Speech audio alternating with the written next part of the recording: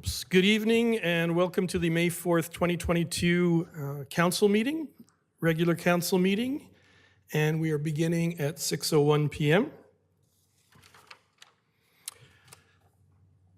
I would like to start with the traditional land acknowledgement. We honor all the many First Nations, Métis, and Inuit whose footsteps have marked these lands for centuries. We acknowledge that the ancestral and traditional lands on which we gather are land of the Blackfoot Confederacy and Treaty 7 territory, a traditional meeting ground for many Indigenous peoples, and in particular our neighbors, Siksika Nation, on whose traditional territory we work, live, and play, and on whose traditional territory we stand and where Strathmore resides. And for the people watching at home or people who've just joined us in the chambers, we started off our meeting with a smudging ceremony held by a traditional elder and holy man and knowledge keeper, and we appreciate all that was done for us, and we just think it was a really appropriate thing for us as we start our monthly set of meetings for May. At this time, I would like to go on to confirming the agenda. Are there any emergent items from any of the councillors for tonight's agenda? Seeing none, I'll turn to administration. Anything from administration? Thank you, Your Worship. Administration is requesting that Council add item 12.3, Council CAO Dialogue, Advice from Officials, as a closed meeting item. Thank you. Deputy Mayor Montgomery. Thank you. I'll move the agenda as amended. Thank you for that motion. I'll call the question. All in favor? And the motion is carried. We have no public hearing tonight, and I don't believe we have any public comments since there's nothing been done yet. We have no delegations tonight, but I believe we have someone coming in as part of one of the bylaws that we're dealing with.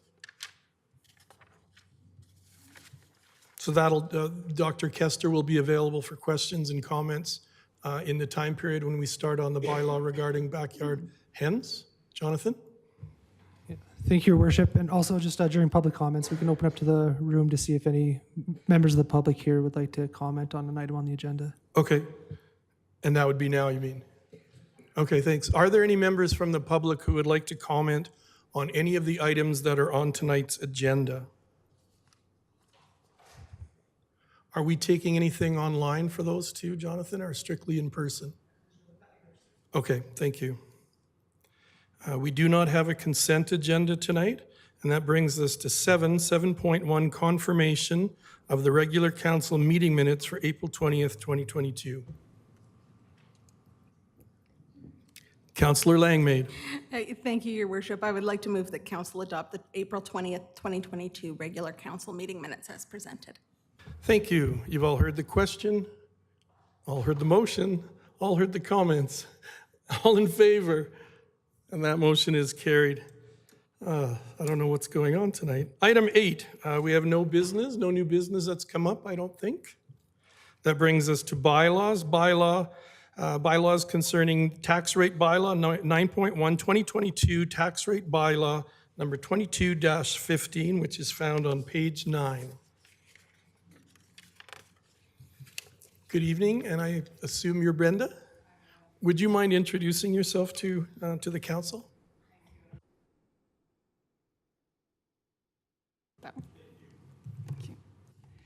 Good evening, Council. My name is Brenda Hugo. It is my pleasure to introduce and talk about the property tax rate bylaw tonight. I have joined the town in the role of subcontractor to help support the finance department. And with that, I'd like to begin the property tax rate bylaw. Yes. Let me try one more. So our agenda tonight will be some background on the property tax rate bylaw and then the request for decision. The background is the process to which we present the property tax rate bylaws, that it is built off of the budget, and the budget would have been presented to council late last year, and then it was approved November 24th of 2021. It is through the Municipal Government Act, also known as the MGA, that we have the authority to charge the various different property tax rates. As well, it requires us to collect certain different charges, and then it lines out the different steps that we have to follow with applying and collecting the taxes. We have provided the different MGA sections on that slide for council and for the public. The factors that we consider with the property tax rate bylaw is the general municipal, which is also known as our property tax rate requirement, which is part of the budget presentation.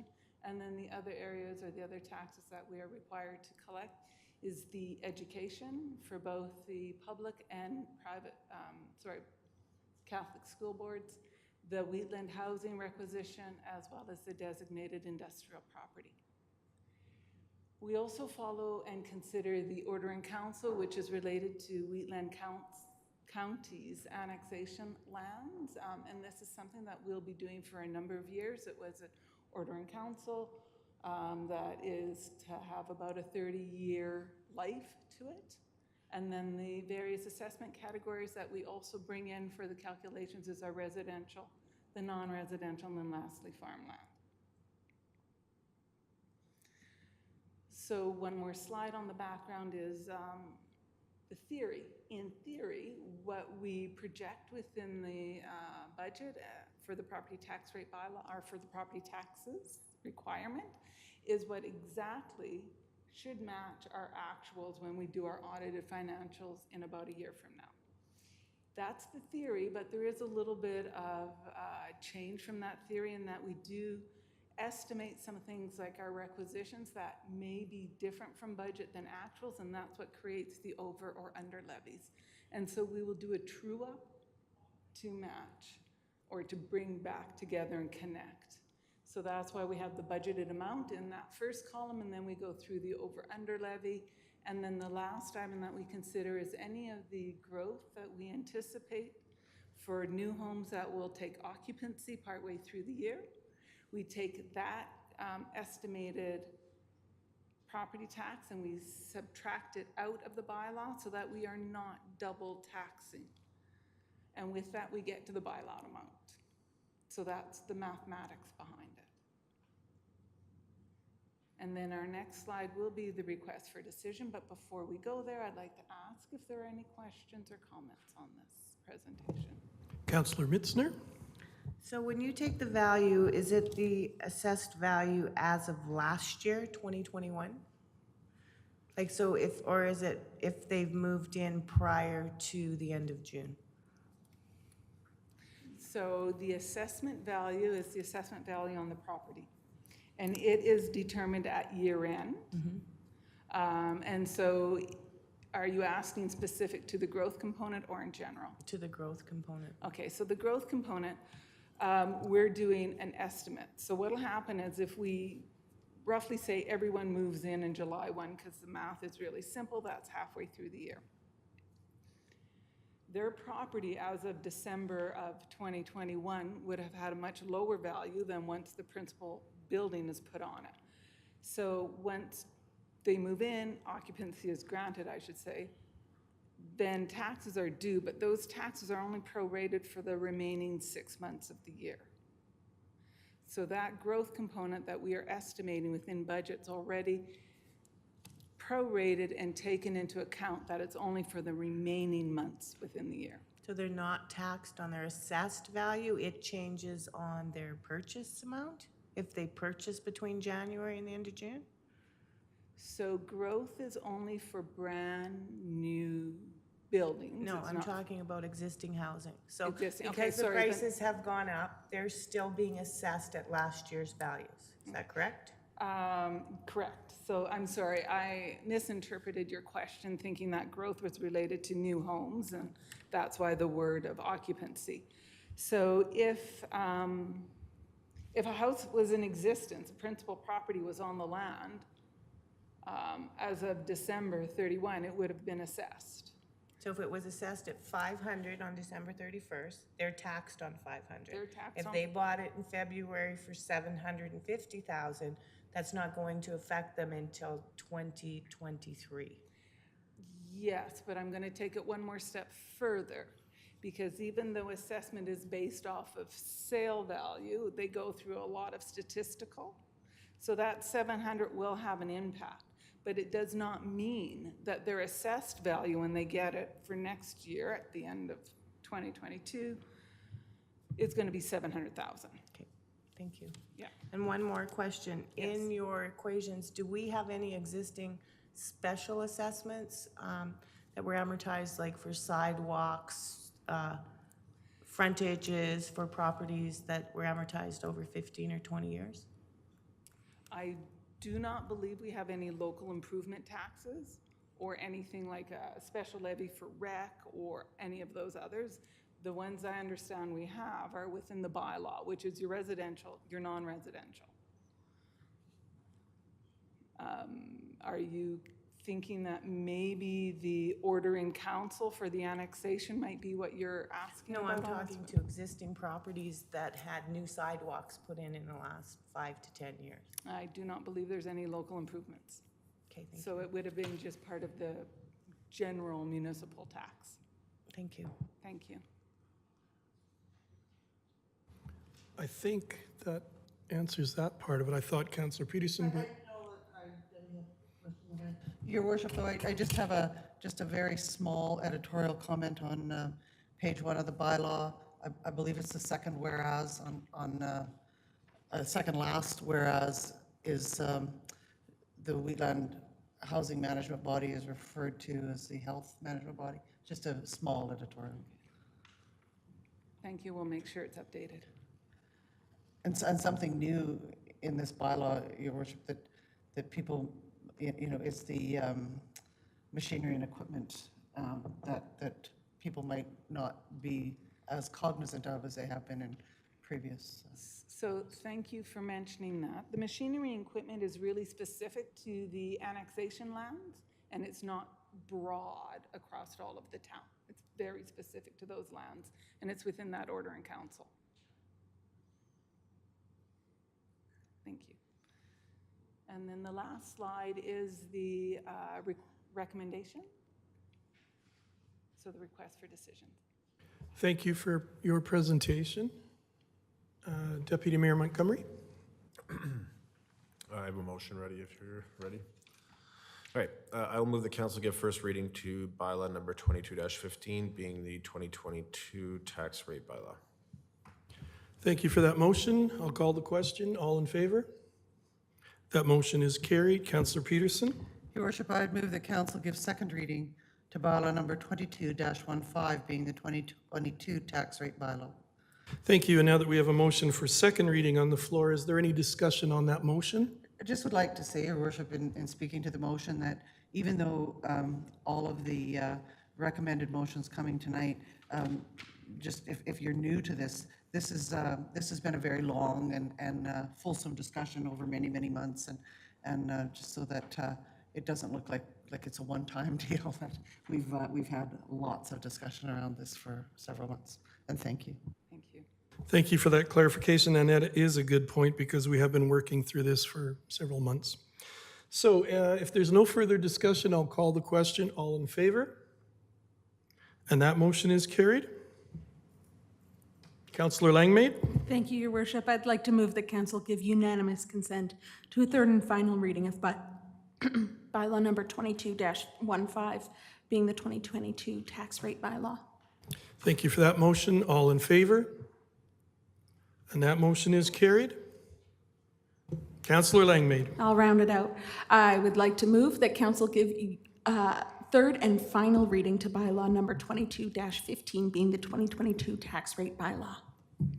Thank you for that motion. All in favor?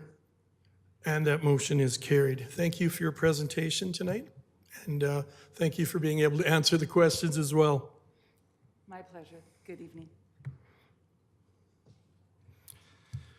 Thank you. And our next item is item 9.2, the Urban Hen Bylaw number 22-08. Are there any members from the public who are here tonight who would like to speak toward that agenda item or have a comment to make? Seeing none, then, oh, you do? Sure. Come to the mic if you don't mind, and then introduce yourself. Yeah. Thank you for letting me speak, Council. My name is Aaron Tremblett. I'm a resident of Strathmore. I have had urban hens before, and thank you for considering that. I think it's a wonderful idea. I think it goes with Strathmore, our new town theme, Urban Reimagined. Is that what it is? Rural Reimagined, sorry. I'm coming from Calgary. Yeah, it should be reimagined. Although I did like the old one, I'm not gonna lie, where, quality of life is a way of life. Anyway, yeah, hens are very different from roosters. The volume is much smaller. As far as the smell, the noise, it's very minimal. I'd much rather every person in Strathmore have hens than dogs and cats. Dogs can be aggressive. My neighbor's dog's miserable. I hate it. I hope that's recorded. I hope he's watching. Yeah, they don't get out, and if they do get out, it's really unfortunate, but they are food. They can be eaten. They go missing. But yeah, thank you for taking the time for this. I think it's a great idea. Yeah. Thank you. Could I ask the gentleman a question? Yep, sure. Deputy Mayor Montgomery. Do you mind if I ask you, where did you have? I've got a quick question as well when you're done. Oh, sorry. Yeah, where did you have hens? In Calgary. Oh, okay. Yeah.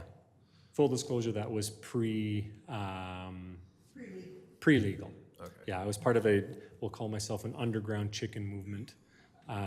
It's hilarious, I know. Yeah. Okay. But now Calgary has gone forward. So the group of us that started that in Calgary, it started off, there was a couple that did it, and then they have finally moved and they have passed it now. So, Okay. Thank you very much. yeah. Thanks. Councillor Langmaid? Thank you, Your Worship. I have a quick question. I have a couple of questions and they build on each other. How many chickens did you have? I had 3. You had 3. How many eggs would you get? I've Eight. never had chickens. I grew up in small towns. Yeah, no worries. It's about 1 a day in the summer, sometimes more, and over the winter it's like 1 every other day or every 3rd day. So, Okay. but in the summer it's 1 a day for sure. Per hen. Per hen. Okay. Yeah. And actually, that was my only question because I don't know much about chickens, so I'm learning. Thank you. Yeah, the other, maybe if I can add one thing for people that don't know much about chickens, you don't require roosters for eggs. And that's maybe some of well, you need a rooster. Roosters are loud, they're aggressive, they're annoying. Hens are not. Hens, they make very little noise. And actually for the several years that I had them in Calgary, my neighbors didn't even know I had them. They were completely unaware. And then when they did find out, they were like, oh, that's really cool. That's kind of neat. So, yeah, thank you. Thank you. And I guess we have Claudette, if you wouldn't mind coming to the microphone.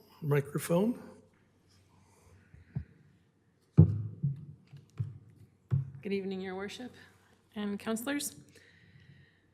I was at the Committee of the Whole meeting on April the 20th, presented the Urban Hen Bylaw, and tonight I'm here to revisit it. If you guys have any questions, no, sorry, not to revisit it, but here to answer any questions you may have. From questions that were, or issues that were addressed, or changes that you wanted me to look into. Thank you, Claudette. I had a couple questions. I'll start with one and then I'll go on to the other councillors. Did we have a group that came forward, I guess as a representative of the people who wanted to have them? Like, how did this all come to us as far as a bylaw? And is it possible still in the process to have a delegation come to us so we could talk to them? Yes, Your Worship, when I think it was just early October, I was asked to draft an urban hen bylaw for backyard chickens. So administration took that on and one was drafted. I did receive a few calls and members of the public mentioned they could come. I believe Aaron, I spoke to him. He provided a lot of information at the time. A lot of homeschooling parents, there is some support there, but I didn't ask them to attend today. Okay, thank you. Councillor Peterson. Your Worship, my question is one that's been broadly spoken to on social media recently, and that is the issue around avian flu and backyard hens. And I just want to say that in 2015, when the issue of Urban Hens first came to this council through a group of community members in the downtown.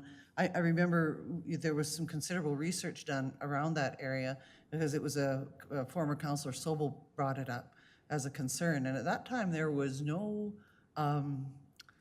there was actually some very, very hard evidence-based articles on the fact that there was very little problem with avian flu in backyard hens and flocks. And now, from what we're seeing in the media, that might have changed. And I know that in anticipation of those questions, you've brought some people here to speak to that. You didn't? Oh. But I'd be very interested, Your Worship, in hearing from them. Thank you. I did get contacted this morning by Dr. Kester, who is a veterinarian at the animal care clinic just on the west side of Strathmore. And she had some comments for me, which I shared with our council. And she is here tonight if you would like to come up and address us, maybe tell us a little more, give us some information on avian flu. Thanks, Your Worship. So I go by Dr. Jody Visti, Dr. Jody Kester. I have two personalities, I guess. The concern is the risk. There is a highly pathogenic avian flu. So there is avian flu that's kind of pathognomonic. It exists throughout our provinces normally. It's just a low pathogenicity. This highly pathogenic avian flu is new to Alberta recently, and it is it's killing a lot of raptors and a lot of fowl. So geese, ducks, and any other kind of migratory birds. And so we have personally seen, now not confirmed, but we've seen 2 raptors, an owl and a hawk, come in with seizures in the last couple of weeks to our clinic that we suspect is avian flu. But it's so new to the area that the risk has just been updated to red, which is very, very high risk. And so I have no opinion on backyard, like on hens. Great. I mean, hey, anything, we love animals, so we're definitely pro animals in this town.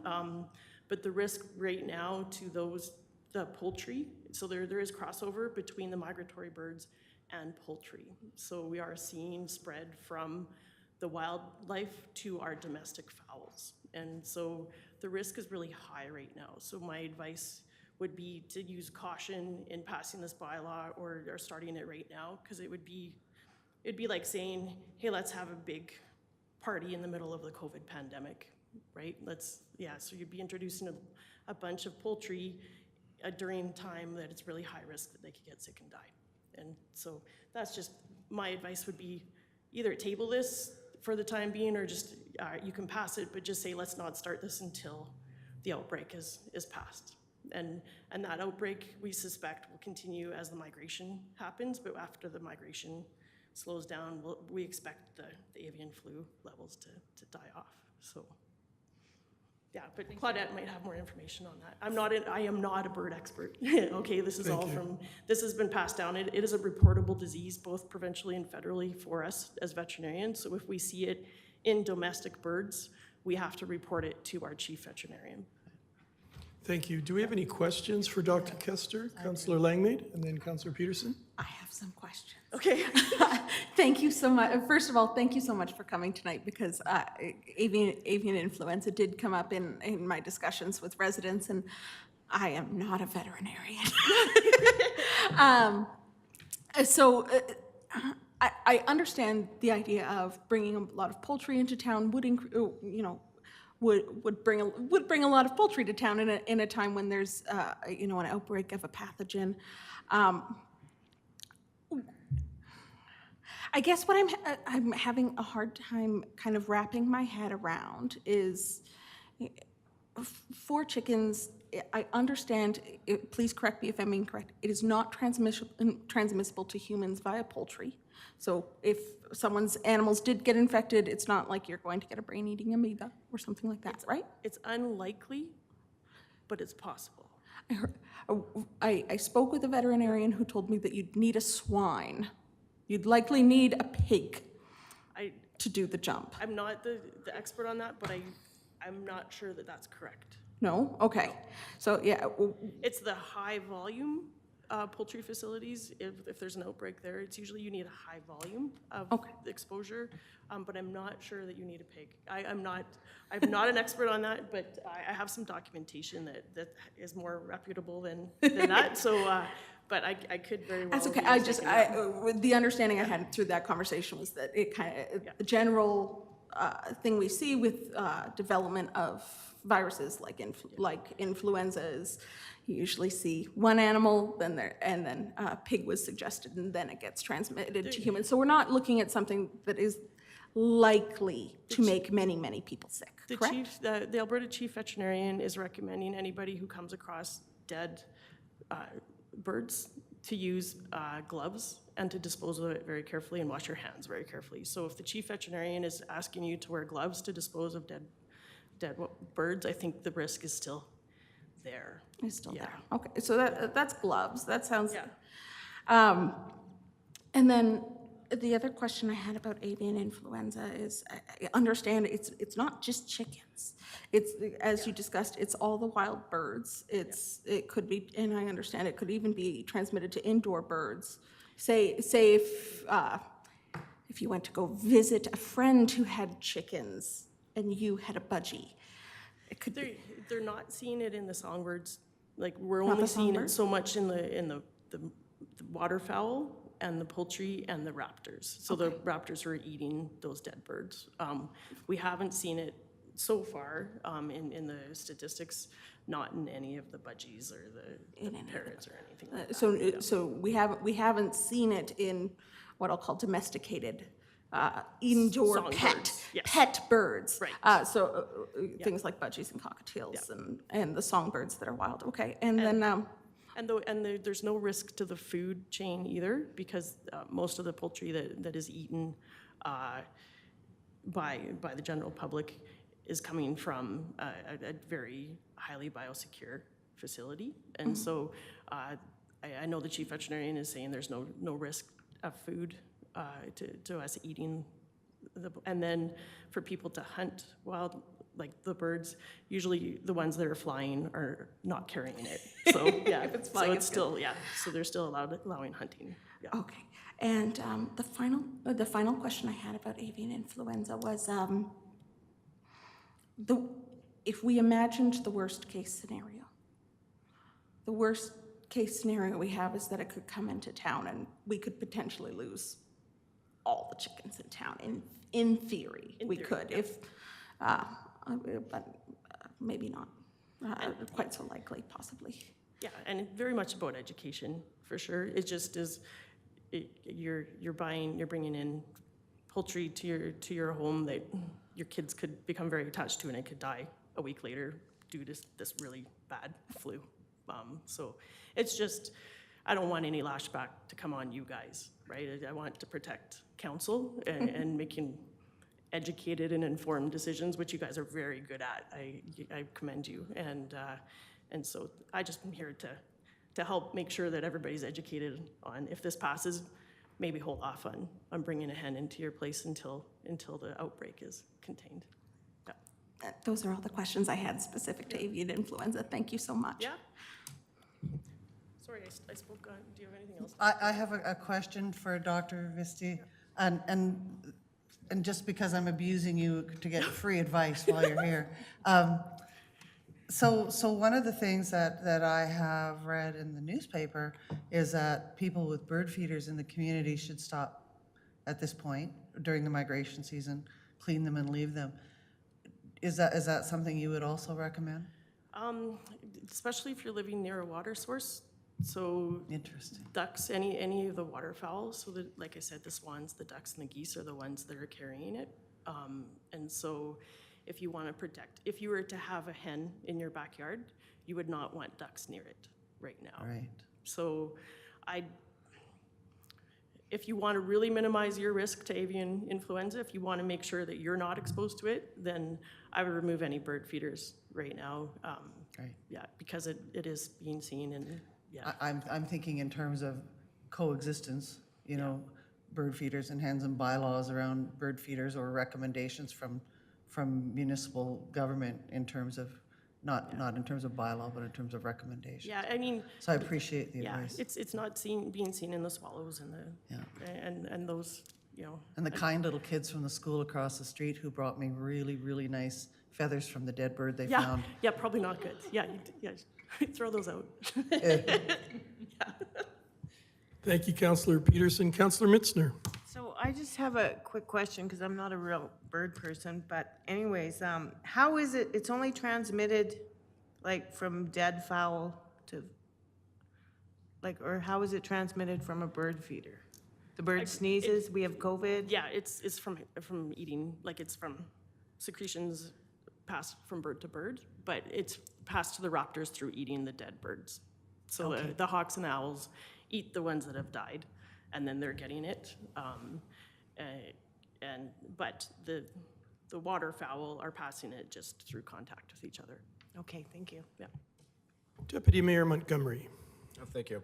So I'm just trying to think about like in the scenario like that we're kind of looking at where we have chickens like in an enclosed area, you know, where it's like the roof is enclosed, there's kind of a fence around them.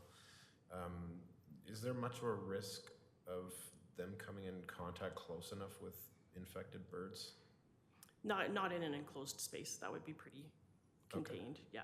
Okay, I see. It's if somebody just has their chickens. I don't know the bylaw. I apologize, but yeah, that would be much safer than. Okay. Like my understanding, Claudette, if you could correct me if I'm wrong, it's that it has to be totally enclosed. That is correct, yes. Okay. Okay. So yeah, that limits the risk for sure. Okay. Thank you. Just a question about backyard hens, maybe for the person who lived in Calgary.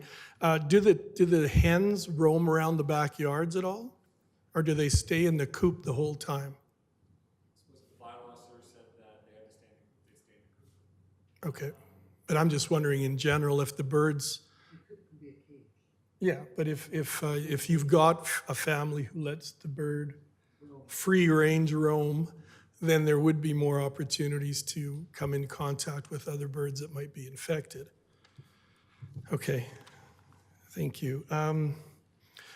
I'm seeing a couple options for us as we go forward. We can pass the bylaw as is, or we could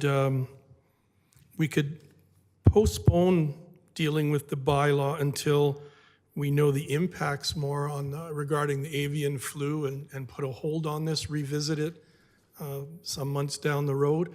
Administration, do you have possibly a third option we could do as far as the backyard hen bylaw? Yeah, maybe maybe two permutations. That one, you could direct administration to go away and do some research and come back with a report on the impacts of avian flu. The other thing you could do is pass the bylaw tonight and put a supplementary motion in place that no approvals are to be granted until, you know, the regulatory authorities like the Food Inspection Agency and local veterinarians have given us the all clear on that. Because Claudette, my experience is it's probably going to be a month or two of paperwork and neighbor consultation and all that kind of thing anyways.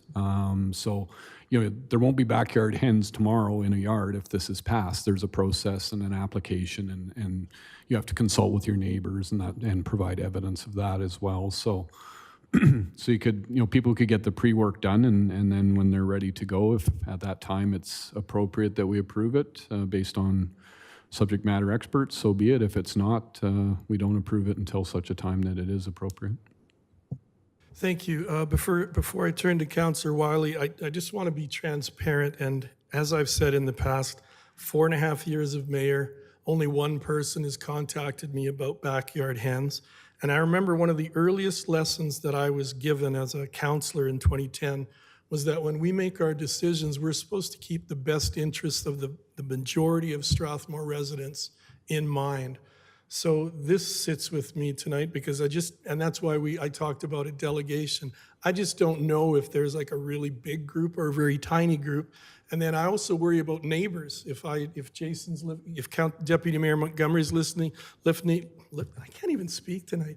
If he's living next to me and I want backyard hens, it puts him in an awkward situation where he may decide, I don't want backyard hens next to me. And then it puts a lot of pressure on the immediate neighbors to the sides of the the building owner. So that concerns me. And again, just the fact that if I'm making a decision based on what I think the majority of Strathmore residents want, we have a town of 14,000, and I believe the last time at Committee of the Whole, you said there were about a dozen people who came forward. So we have 14,000 people who have shown absolutely no interest in the hen bylaw discussion, and we have a dozen people who are interested. So this concerns me, and on top of that, the avian flu as far as a potential spreading situation to the hens, to other birds. But I'll go now to Councillor Wiley and then Councillor Mitzner. My question's for Dr. Kester.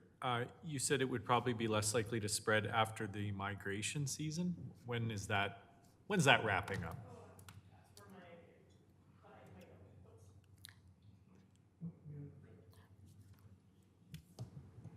There we There we go. go.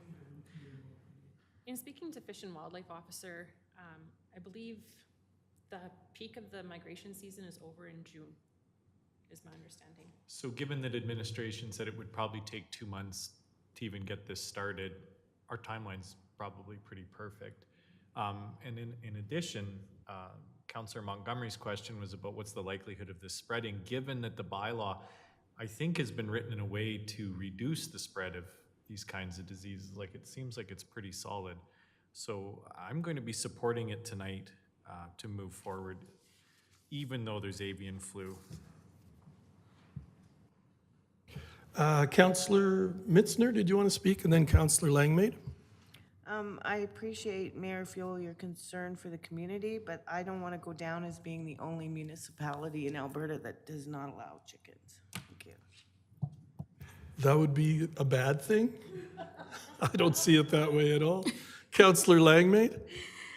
Thank you very much, Your Worship. I have a few non-avian influenza related questions, and it's based on some feedback I've heard in discussions with residents after this was brought forward. And I have heard from significantly more than one person that is very excited about chickens. And some of these are three of the questions that I received most often from people who were excited. And the first question is, $50 license every year is pretty high for 4 chickens, and their their comment is that $50 per chicken, I believe it is. No, we changed that. It's 50 for the flock. It's per hen license per year. So Okay. for all 4 chickens, it's $50 per license, and actually the $50 is quite lower or comparable to other municipalities. Perfect. I will just share that the comment I heard was that for people who are doing this for sustainability and food intake reasons, for people who want to raise hens for their eggs and potentially meat, margins are thin. So the $50 was just a comment I heard. Another thing I heard was, is there a reason why we chose 4 hens instead of more hens? Now it'll be better. Through your worship, Councillor Langmaid, 4 is a pretty common number, so you can have minimum 2. You don't want to overcrowd the coop because you need a happy hen to be a laying hen, and you need adequate space. And so within that space, you're not going outside of, I guess, an excess, what's the word I'm looking for the building capacity. You want to follow the land use bylaw for, and I guess, an accessory building. For an accessory building. And the current land use bylaw, under the definition, what's allowed as an accessory building, with the footprint of that accessory building. Pat, it's rubbing off on me, you're contagious. For the footprint of an accessory building, would that be a large enough footprint to include, say, up to 6 hens? Because the comment I heard was for a family of 4 hens are not going to likely give them enough eggs where they could all eat an egg for breakfast, which is what their goal is. And I was just wondering if we gave any consideration to more. That's the question. And you were worried about building size. Through your worship, Councillor Langmaid, and it also goes because it's a fully enclosed coop, so that's their 24/7, 365 days a year. They have the coop run, and then they have their nesting boxes. So that encompasses where they are, and you don't want them overcrowding. No, absolutely not. I'm thinking of people who have maybe a larger piece of property in town that they could potentially accommodate more hens. Because really, once you have 4, what's 2 more? People do that with children, right? And the other question, and they, it's not personal. I didn't name names. And then the other question I had was, I had a lot of feedback on the 16-week pullets versus being able to hatch and incubate chickens. People really, really want to incubate chickens. And this bylaw, as written, would not permit that at all. And that's something that I did hear quite a bit of disappointment about.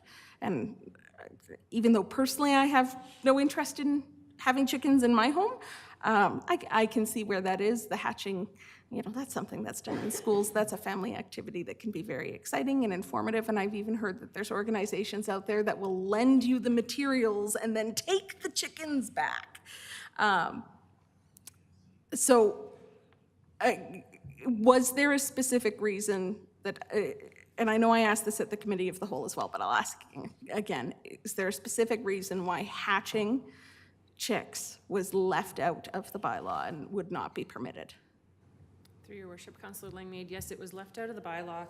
There are separate programs for incubation periods, and also you have to register each hen with a PID, and so they're traceable back to your property. And if somebody's going to incubate, how do you control that? How do you control that they're being registered? It's convolutes the bylaw. In the 16 weeks, in doing some research, the hen is more set up for success, and I could be wrong, but at 16 weeks, it most likely will survive. So the worry is that, the reason is that we're worried that there's going to be disappointed kids when their chick dies? And because of the PID system? Guess that could be a reason, yes. Pets die. I just compared the bylaw to other municipalities, and none of them incubated their own. None of them allowed incubation. Okay, thank you. Those were the 3 questions that I heard most common about the hen bylaw. Thank you.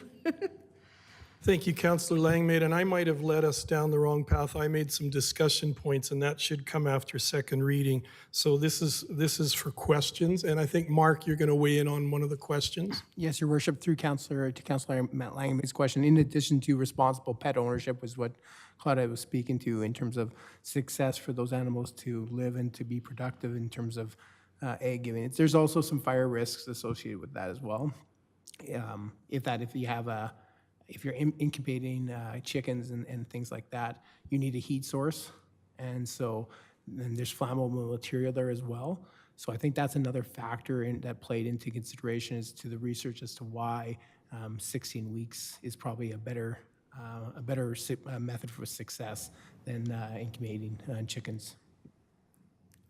Thank you. That's not a perspective I had heard. I wonder how that goes along with, I have a space heater that can go near a blanket. Things catch fire. I mean, I guess where I'm going with this is I understand the concerns, and I understand the concerns and where they're coming from. We can't legislate all of that. We can't not allow incubation because it requires a heat source. Well, so do my feet in the winter when my office gets cold. We have heat sources. It's not something, well, hatching is a different activity. A heat source is not a new addition to a home.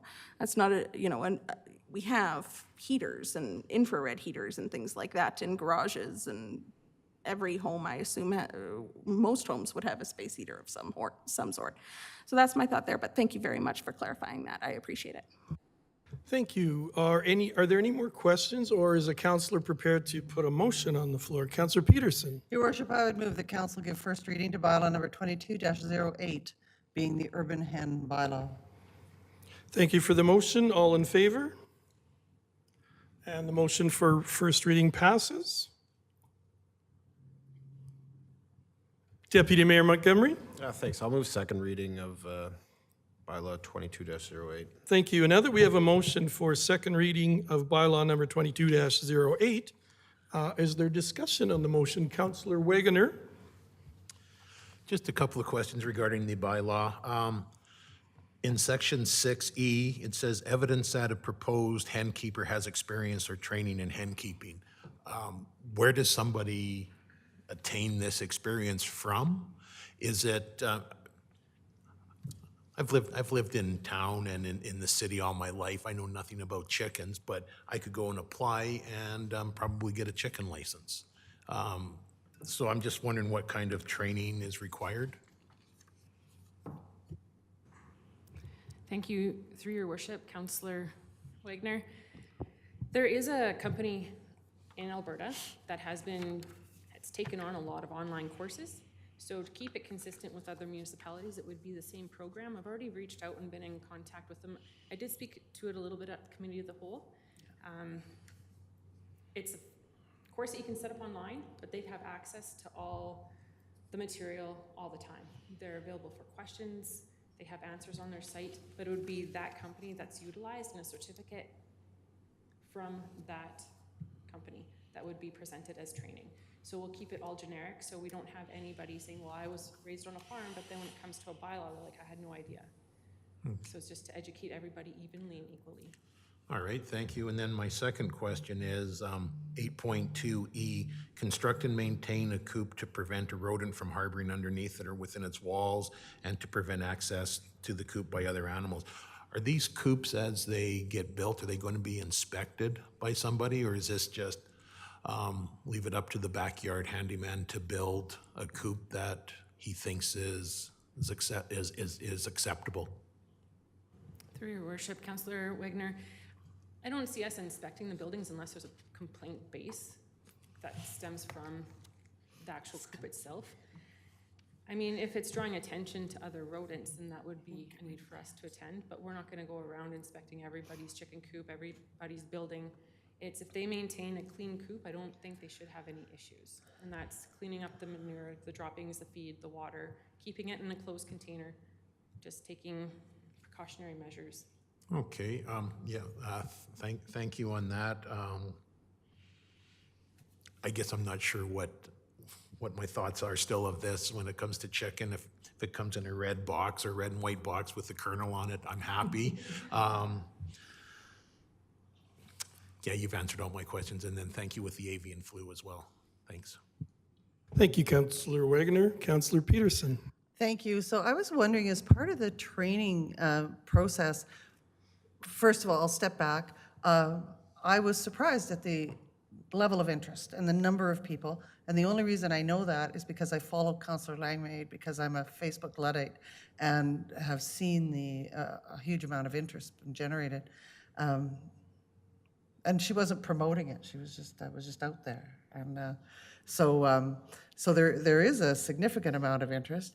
And I was wondering if as a part of the education process, there have been people that have talked to me that live in the county that raise chickens and have a lot of experience with chickens. And they've talked about offering or to board chickens over the winter, because it's easy to keep chickens in good weather. It's a lot bigger effort to keep them over the winter. And so that if they didn't have to winterize their chicken houses and keep open water and that kind of thing. So I was wondering if that would ever be something that you would consider, where, one of the benefits of living in a rural community is that people would have access where they could, so for instance, my grandchildren scoop hens from their other grandma over the summer, and then they take them back to her in the winter. It's a good deal. And in the meantime, I have to pay, $3 an egg for them. But I was just wondering if that could become, if that was a possibility to become part of the education programming or the processes on offer, it would make it a lot more viable for some people. But that's the only question I have. But thank you, and I do support the bylaw. Thank you, Councillor Peterson. Deputy Mayor Montgomery. There was a question. Yes, well, we can discuss now because second reading. We've got a motion for second reading. Oh, did you want to answer her question? I'm sorry. No. I have no idea what's going on tonight. Deputy Mayor Montgomery. No, I will answer the question, Your Worship. Councillor Peterson, I think there's a little bit more issues that stem from that. So the PID is attached to that hen for that location. Now, if you give up that, in the bylaw, it'd have to be changed because these licenses are non-transferable to one owner to the next. I guess we would have to look at revisiting that, but I would have to contact another organization or agency to see how that would all work. I'm not familiar with it. Deputy Mayor Montgomery. Thank you. So like, I raised a number of concerns last time. It's super loud now. And I still have some concerns with the bylaw, and I'm going to be offering some amendments, I guess. Let's see, where should I start? So one thing, I guess a question for you is, you know, with the notifying a neighbor aspect, did you guys consider, and this kind of like, this whole thing strikes me almost as like some sort of a discretionary development permit. And so was there any talk about treating it like a development permit where like the town would be the ones notifying neighbors that, you know, hey, because one of my questions last time was, what if a neighbor refuses to sign? And I didn't see anything like that kind of addresses that possibility. You know, even just something on the form saying, you know, like where they can just sign it saying, I have notified my neighbors. What, like, and why not just get them to just affirm or sign something saying that they have notified their neighbors, rather than getting them to sign something, like getting the neighbors to sign something? I guess, do you want to address that, please? Certainly, I apologize. I left my copy on the printer, so I can't reference it.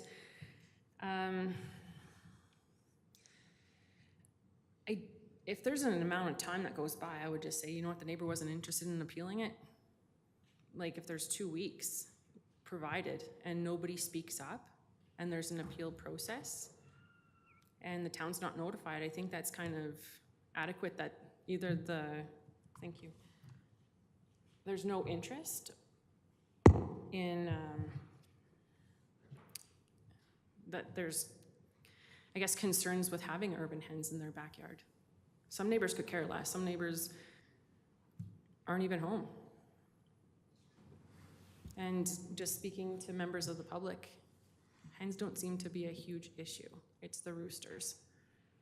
And if the bylaw's not being abided to and we're called there, we could ask for certain measures to take place. But unless there's concerns, I don't understand why we would have any issues with the neighbor.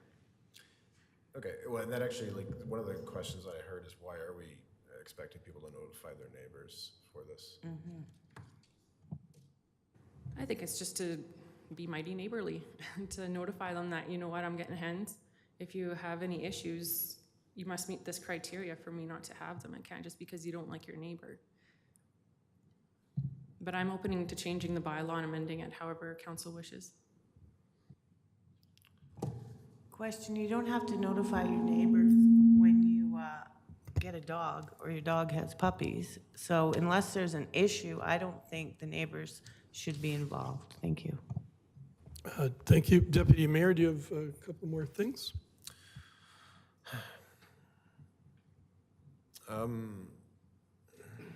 Yeah, well, so I guess, I'm just trying to think about how to go about this.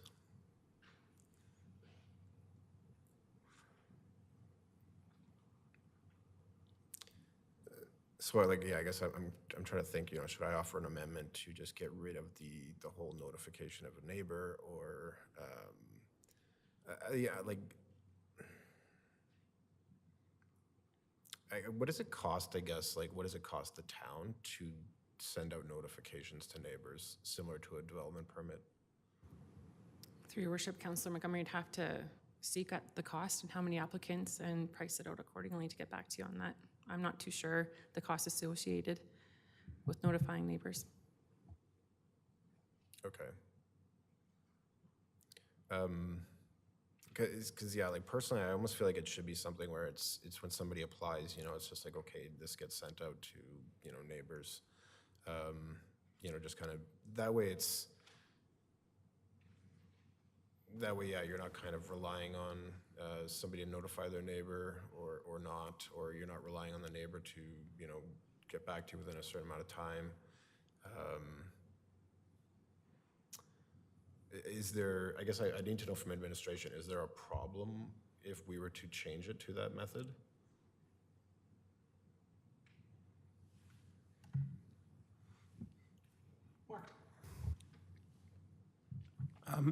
Excuse me, Your Worship, we'll have to look into that, Councilor Montgomery, in terms of the costs associated with notifying the neighbors. But I was just gonna to remind council that this is a two-year pilot project. It's our hope that this will be successful, and if there's any issues with it during this two-year period, then that we can either remove them or amend it before we bring it back to council. So, you know, our hope is that this two-year pilot will be successful, and if there's elements of it that need to be amended after that 2 years, then like such as the licensing fee, or the size of the coops, or the number of chickens, or even the education process, then we can deal with complaints or deal with concerns that are raised during that time, and then bring it forward after the fact. Deputy Mayor, I have a quick question for you. Yeah. Do you have a few amendments that you're considering? And then I'm wondering, time-wise, would it be, and I don't want to obviously put this off too long, but would it be practical to postpone this so that you could submit amendments, potential amendments for us all to consider, and then come back at this at a later date? And I guess that's tied into the advice we've been given by Dr. Kester. And I guess that's my question. How many amendments do you possibly have tonight? And would it be more practical to circulate those via email to our staff, to us, and then we can revisit this? Yeah, I had a few actually, and even just based on a couple of the points that were made tonight, I was going to offer amendments related to those. So I would be totally fine with doing it that way. And I'm sorry I didn't send anything to No, everyone that's else, okay. so. And thank you for that. I think it helps us. Jonathan, I'll turn to you as our parliamentary and organizer extraordinaire. What would be the procedure then if the council wanted to see some of those amendments that Deputy Mayor Montgomery is considering bringing forward tonight? Thank you, Your Worship and Council. I guess the first question is, I'm pretty sure a motion for second reading has already been made, so we could withdraw that motion potentially if that's the desire. We could also, if there are certain sections of the bylaw, you can make a motion just to ask administration to bring a report back on those sections and potential amendments on those sections. Yeah, and I appreciate that advice, because I just think without us seeing the amendments that are possibly coming forward tonight, this could be quite a long discussion concerning the backyard hen bylaw. If we were all to see the amendments that Deputy Mayor Montgomery is presenting, that might give us a better chance to tackle them all a little more efficiently at a later date. And then it may also fulfill some of Dr. Kester's concerns and advice for us tonight. But it all depends on how council feels. If you want to go ahead and go through all the amendments tonight. So I would have to make a motion to withdraw then? Thank you, Your Worship and Council. According to our procedure bylaw, since we already debated the motion, someone would have to make a motion to withdraw. Sure. Okay. I'll make a motion to withdraw my motion for second reading then, and I'll leave it up to council, I guess. Yes. So we have a motion on the floor to withdraw second reading. Is there discussion on Deputy Mayor Montgomery's motion? Is that correct, Jonathan? That procedure is correct procedurally? Yes, according to our procedure bylaw, we would make a motion to withdraw the previous motion for second reading. Okay, so we have that motion to withdraw the motion for second reading. Is there any discussion on that? Councillor Wiley. I'm still leaning to wanting to go ahead with this tonight. I think it's probably not a perfect bylaw. I think like Mark said, as Jason's pointing out, it might be a tad on the strict side, maybe over-regulation, but as Mark said, it's a 2-year trial period, so I think in my opinion, I'm kind of ready to move forward on this, to let this thing happen and get feedback from the town and look at how to tweak it and improve it.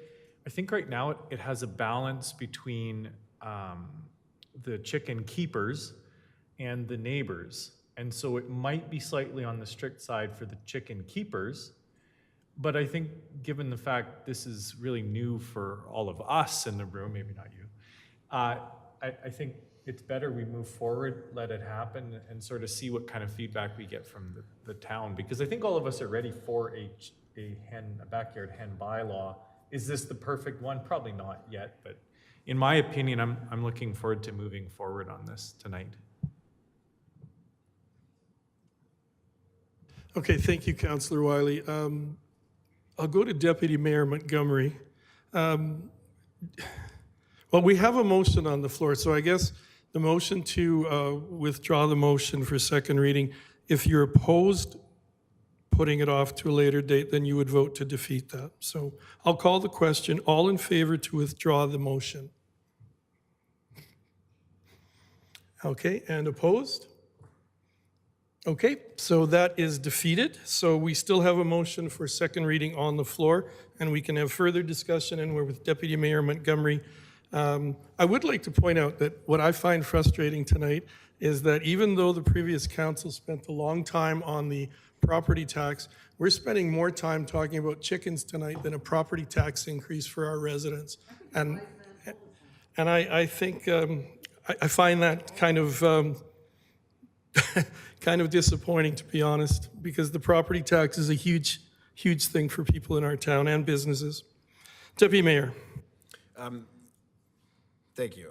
Yeah, and I apologize again. So I guess like I'll make a motion to like amend the form that neighbors will have to sign, that a section be added to just affirm that contact has been made and notification has been delivered,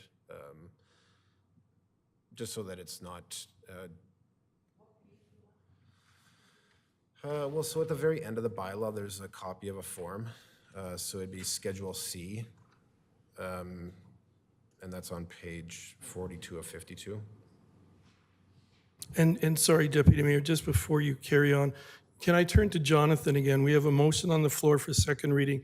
So we can have amendments coming forward now, and then once the amendments are voted on, then we would have a motion to, or we would vote on the passing of the second reading?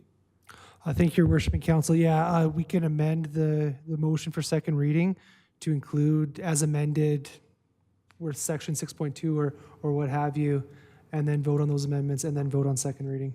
Okay, so each of the amendments that Deputy Mayor Montgomery is bringing forward, we would vote on each of those and then have a final amendment, final motion to add that to the ones approved to the second reading. Thank you, Your Worship. Potentially, a motion could be made to amend the bylaw that lists out 3 possible amendments, and then council will vote on those 3 amendments all at once, if that makes sense.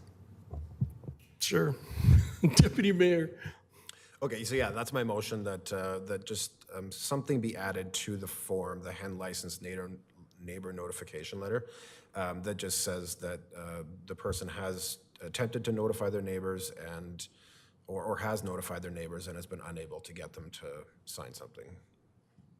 Okay, so now we have that motion on the floor for that amendment. Is there discussion on Deputy Mayor Montgomery's amendment? Mark?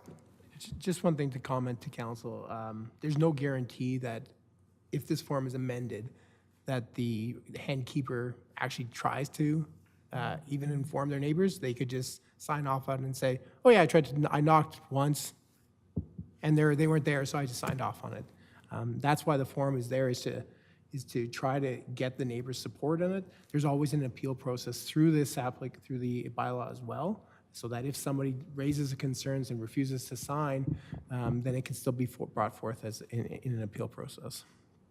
Sorry, and so if the neighbor refuses to sign, then it's the hen keeper that would file an appeal? No, the neighbor or But they've already refused to sign and they've blocked the person from even going further, right? No, there is an appeal process in there, so that if the chickens or hens are awarded or that license is given out, they can appeal that process. Can I just add one thing? Yes. Through your worship, Councilor Montgomery. The appeal process, so the neighbors have been notified is one thing. Yeah. But they can't say, I'm not signing off because I don't approve of it. Right. They might think that. But the neighbor's been notified, and then they have to follow the appeal process. There's certain criteria that has to be met before the hen license wouldn't be issued. Whether they've been charged criminally with animals in the past or what have you not. There's a list of criteria that they have to meet. Right, but so to your point though, like I could just come to you and say, hey, I tried to get my neighbors to sign this, they refused. That's why it's, but I did tell them about it. And so I could be making that up. I could have not actually told them. So we're kind of in the same position either way, whether or not the person is refusing to sign or whether they're just kind of saying they're refusing to sign. That's why I'm saying we might as well put it on the person to sign saying, yeah, I have told my neighbors. And then if the neighbor comes back later and says, hey, I wasn't notified, then it's on the person that's signed it saying I have notified their neighbor. But even then, the neighbor could still be lying, right? So I wouldn't want to see something where it's like, like I need to get this form filled out by my neighbor, and sure, my neighbor could appeal it, but my neighbor could just go, well, I'm not signing it, and there's nothing that actually compels the neighbor to sign it. So we're kind of just creating this logical loop essentially of whatever. So that's why I'm saying if we're going to have something that says we need to notify the neighbor and get, kind of them to sign off on it, we should have some sort of loophole, let's say, for the case where a neighbor refuses to sign or something like that. I appreciate your concerns. It can go either way, like you said, but I think it just goes to show that we're working with both the neighbor and the individual who's applying for the hen license. And to be very fair, if you do put a box attempted, how many people are going to come in with the boxes ticked attempted? Whether it's like 9 to 5, oh, they're not going to be home at noon, I'll go there at noon. I attempted to go.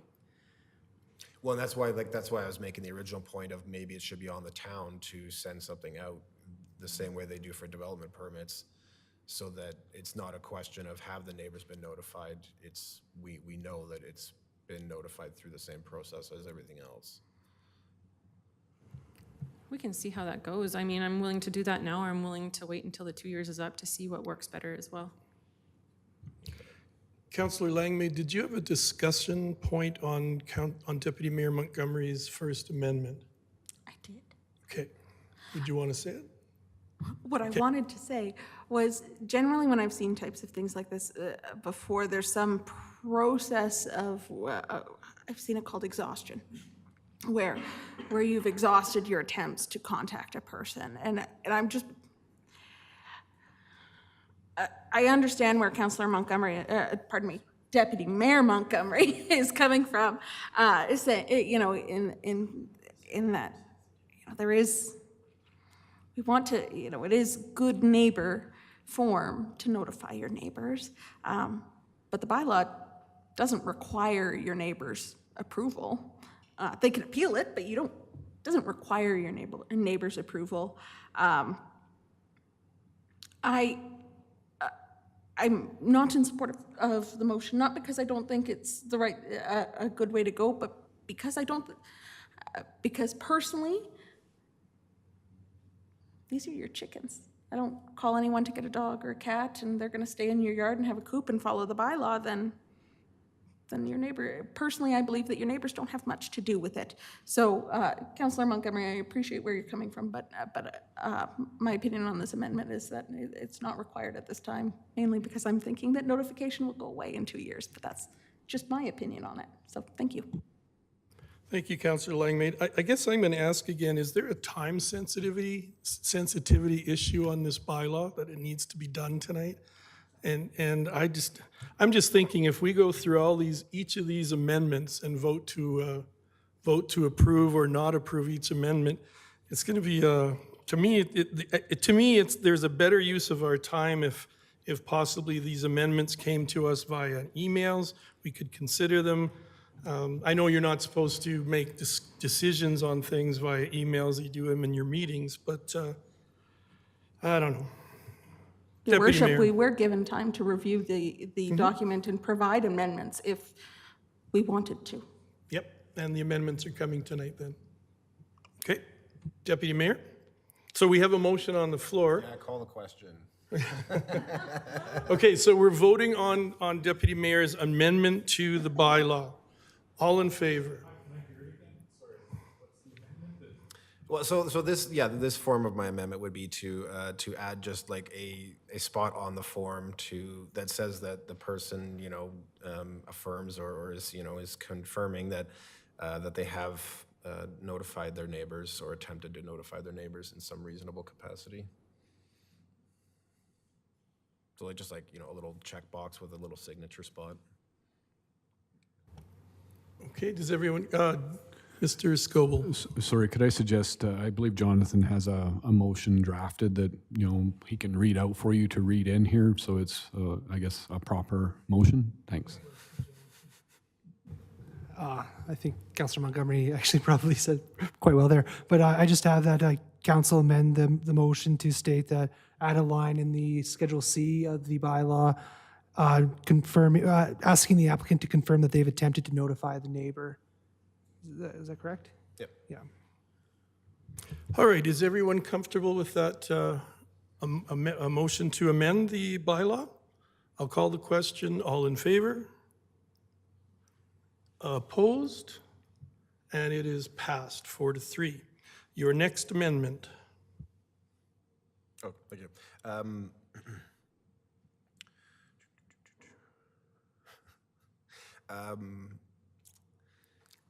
Okay, so I have a little bit of an issue with the part where we put stipulations around what the appeal committee must be comprised of. Like I'm really concerned about us being able to put together a committee made up of a lawyer with expertise in administrative law or a person with experience acting as a member of an administrative or quasi-judicial tribunal, and then also.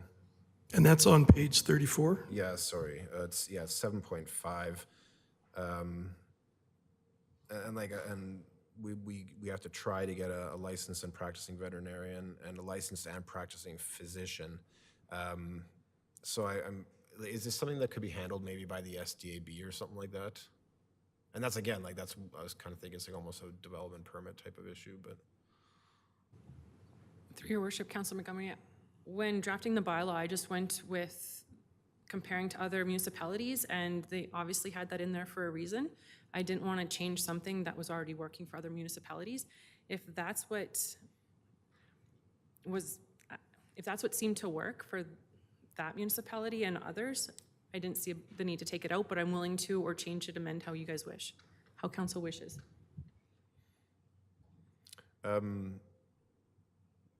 I guess is a question for administration, is this something that can be handled by the SDAB then?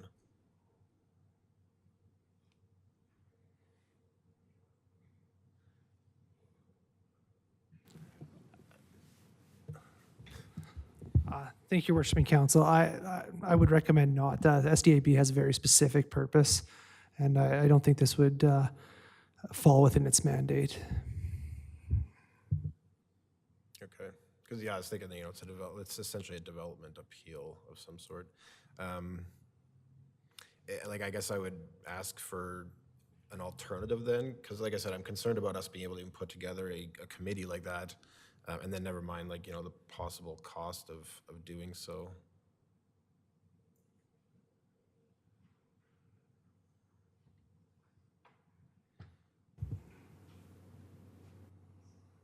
We could potentially use the same people that are on the SDAB board, but for a different committee. Okay. And I'm just kind of looking at the way the bylaw is structured. I believe this is kind of called ad hoc, so when we do our best and we could use that pool of people that we have sitting on the SDAB, it'd just be called something entirely different. Does that make sense? Okay.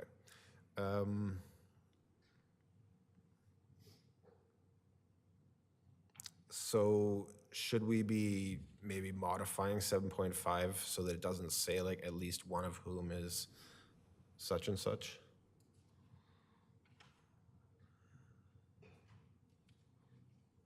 Like we could just say like it's an appeal board or an appeal committee comprised of people appointed by town administration.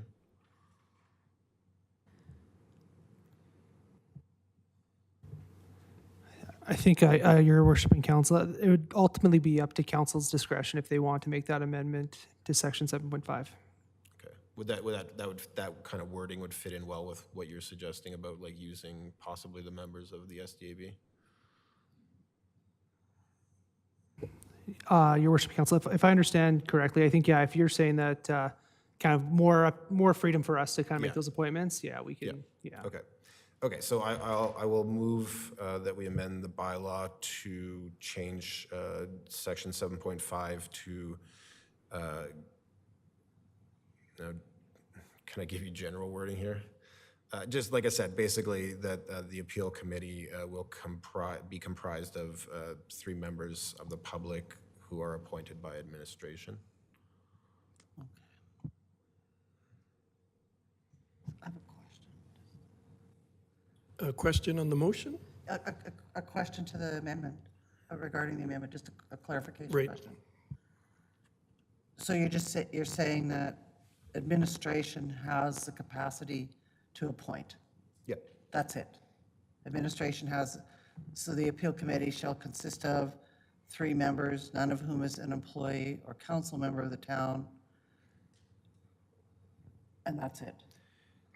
Yeah, like I'm fine with having the same stipulations about, it can't be an employee or a council member, but Right. yeah, like I want it so that basically the town administration, and if they can get a lawyer and a doctor and a vet, then great, but, if they can just, So it's discretionary. I guess my concern is that what is key to this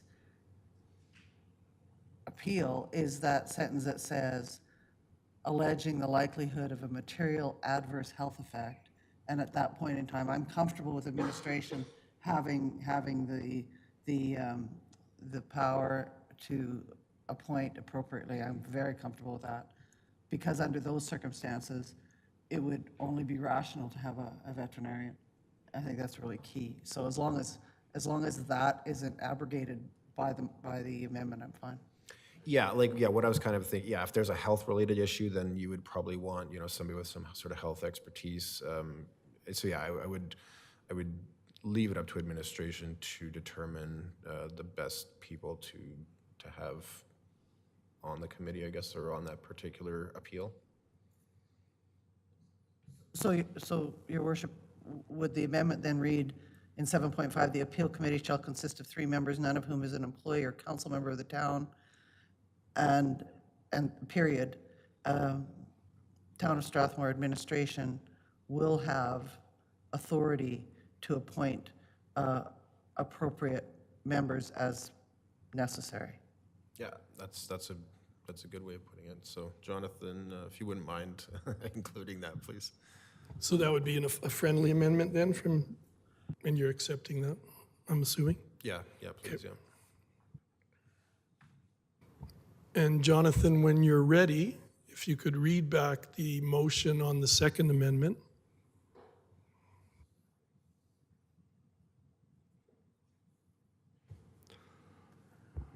All right, thank you, Worship and Council. Please correct me if I get this wrong. That the motion be amended to change section 7.5 of the bylaw to state the appeal committee shall consist of 3 members, none of whom is an employee or council member of the town, and that the administration will have the authority to appoint members as deemed appropriate. Okay. All right, we have that motion for the second amendment. Is there discussion on that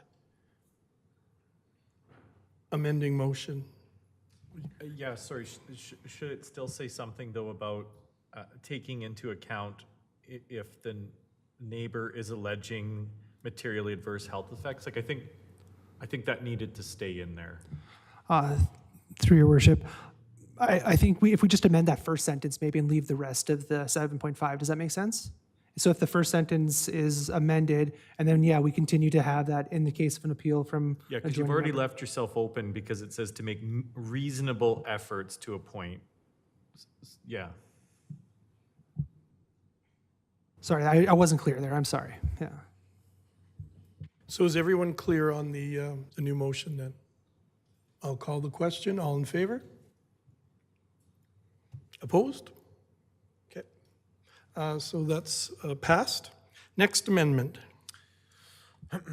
Thank you.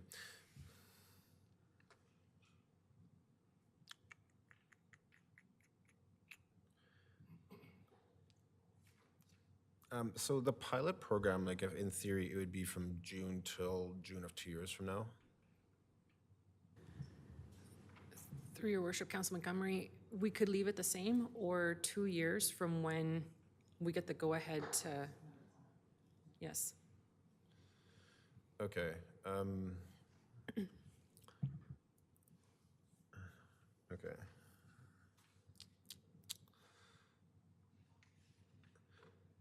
Yeah, like I'm almost wondering if like maybe we should be looking at making it so that it's like if the pilot program is going to end, it ends like let's say at the end of when people would probably naturally maybe get rid of their chickens, like so like fall, winter around there.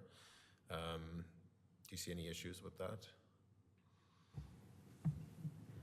Through your worship, Councilor Montgomery, I don't see any issues with that. However, some may not want to get rid of their chickens in the fall or winter months. They might want to keep them year-round. Yeah, if you put an Is that what end date in, people will have invested in the coops, in caring for the chickens for 2 years. I think what you're suggesting is this just comes back to council automatically in 2 years for us to revisit, correct? Not having an end date. That is correct, but we need a start time and an end time to just establish those 2 years. Correct, but not saying that at the end of the second year, the bylaw is over. It's just going to be revisited. Right, it has to be revisited before that date. And I see here, these two are having a chat, so I'm just going to talk. I see here that the bylaw will be reviewed prior to June 1st, 2024. So we could, in theory, review it in March, say before it starts getting very warm, and maybe the next batch of licenses come through will in the springtime, in the warm months when people are ready to build coops and maybe get more chickens. Well, we could, in theory, the way this is worded, do it a little earlier than June 1st if we wished, correct? That is correct, through your worship. Councillor Langmaid, I believe it says per calendar year, but I'll have to go back to the hen license, sorry. So it would be reviewed, I guess, before January if you were thinking licensing fees. Sorry, that's from the date of issuance. Sorry, so it would just be whenever.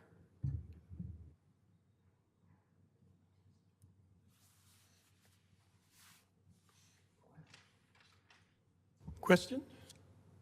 Did you have a question? Oh, Oh, I haven't even made a motion yet. Okay. I'm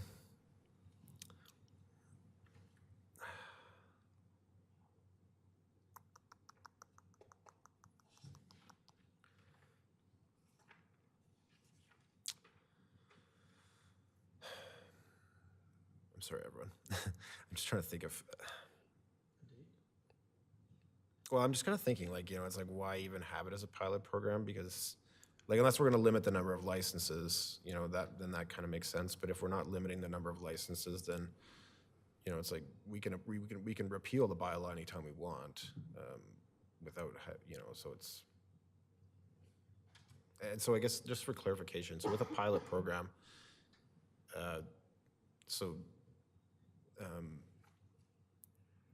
we would still need to make a motion to repeal the bylaw anyways, right? Even if we wanted, even if like the pilot program doesn't end the bylaw itself, doesn't like sunset the bylaw? Thank you, Worship and Council. That's correct. We would need a bylaw to repeal this bylaw at the end of the 2 years. Okay. Part of the reason why we have that section 5, though, is just to have those expectations for anybody who does apply for a hen license, that they know at the end of the pilot program, if we're not going to proceed, they would have 90 days to get rid of the hens. Okay. Okay, thank you. That kind of clears that up for me. One question I have is like with the licenses says it's only valid from January 1st to December 31st. Is it problematic to do it on like if somebody comes in say March, is it really a problem to just give it like say March to March and like somebody else being April to April or something like that? Because I'm just concerned about like the fact that we're not prorating, and so like if a lot of people are getting their hens in say April, they've already kind of paid for the first 4 months without any sort of without even being able to get them basically, and also like would we be prorating it for this year since we're only starting halfway through the year? That's a good question, through your worship, Councillor Montgomery. I think it's just to keep it in line with like animal licenses, our administrative team. I mean, you'd be keeping track of every single person on a different level. Come December, you can already get your licenses. It's not prorated, no, but neither is a cat or a dog. Okay. Okay, all right, that's, that kind of clears that up for me then. Okay, so just to be clear, we're not limiting the number of licenses for the pilot program? Not unless council wishes to. Okay.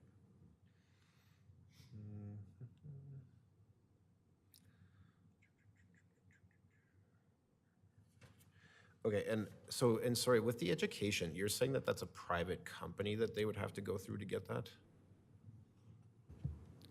Not, I guess I'd have to look in to see if they're called private company or not, but they're well known within Alberta for farming. They're an education company, and they've been doing a lot of urban hens, like all the way from Cold Lake to down here. In May, there's 2 sessions already online. It's a really good resource, and we kind of want to set up, well, we do want to set up our residents for success and not failure with this project. It's a lot of investing into it initially, so why not set them or steer them to a really good course? Okay, and I totally agree with with the idea of steering them to a course. My problem is, or let's say my issue is when government says like, hey, you have to buy something from this private company, and hey, guess what? There's only one, if there was 50 of these companies in Alberta, I'd be like, okay, fine. But when you're saying, hey, you got to go to that guy there, and give him money to get this thing that you want, that's kind of problematic for me, because it's open to abuse, essentially. Not that I'm saying they would, I'm just saying that it creates a situation where it's like, that person can charge, $100, $200, $300 or whatever they want, basically, and the people, either go along with it or they don't get chickens. So, and I've had it mentioned to me as well that people, like if we're gonna stipulate that they have to have some sort of education, that we should actually clearly say in the bylaw what that needs to be. So I'm not comfortable though with it being a private company. I would rather just, again, like that people confirm that they are able to take care of the chickens. Again, because it's on them regardless either way. And then that way, if somebody does have farming experience and they've raised chickens, that's good enough. They won't have to, go and pay this. Anyway, so I won't bore you with it all. So currently the bylaw doesn't actually specify the company, correct? Through your worship, Councilor Montgomery, no, it doesn't. And unless somebody can say there's a better company out there that's can inform our residents and keep everybody consistent, same level of information provided, they have everything. It's basically as stated in the committee of the whole, hen keeping 101. Everybody's provided the same information, and that would accurately reflect our bylaw. It's cost effective compared to going a course at SATER if they have one. It's just to keep the program consistent, but I'm open to whatever council wishes. If they say they had previous farming experience when they were 5 years old, then that's a huge door to open as an adult. And how do you enforce that when they say, I don't know? I didn't know, nobody told me. I mean, to me, it's okay. Sorry, I can't even find the I don't know anything about chickens, but do we have, is there any concern about chick suppliers who might have unhealthy chicks that you would want to go to a more reputable dealer of chicks? So this program does, to my knowledge, and I never asked, they don't provide you chickens. They provide you the education to raise these chickens. Sorry, go ahead. I do have a question about this. I know that we have special pet licenses for exotic animals. How do we handle training and care for exotic animals that we license within town? Through your worship, Councilor Langley, that was before my time. I haven't even looked into the exotic animals. I've been dealing with urban hens. I don't know. I would have to look back. It's a bylaw that I haven't looked at in a little while, because I would be interested to know the answer, because For me, these are just an exotic pet. These require special care conditions, and sure, that could require some training, but if someone wants to get a license for a bearded dragon or a boa constrictor that also requires special care and medicinal and veterinary requirements and feeding requirements and things like that, and as far as I can remember or recall, we do not require specialized training for exotic animals in our bylaw. I do support the requirement for some training just because chickens are new, and this is a pilot program, and everyone's going to be very excited, and I think that some training is needed. But I echo Deputy Mayor Montgomery's concerns in that I understand that we want to direct people towards a good program, but at the same time, what if someone moves here from BC and they've taken a training program in BC and they had chickens there and they want to live here? Are we going to make them take the training again? What if they did move from a chicken farm? Are we going to make them take the training? Are we going to make them take that training? What if they have other training? Are we prepared to accept other training for chickens? It opens up a bit of it just, I'm struggling with it, and I can see where the question is coming is just because we would only require specialized training for hens. Yes, I see your hand, doctor. And yes, I saw your hand earlier too, but it's not my job to call. So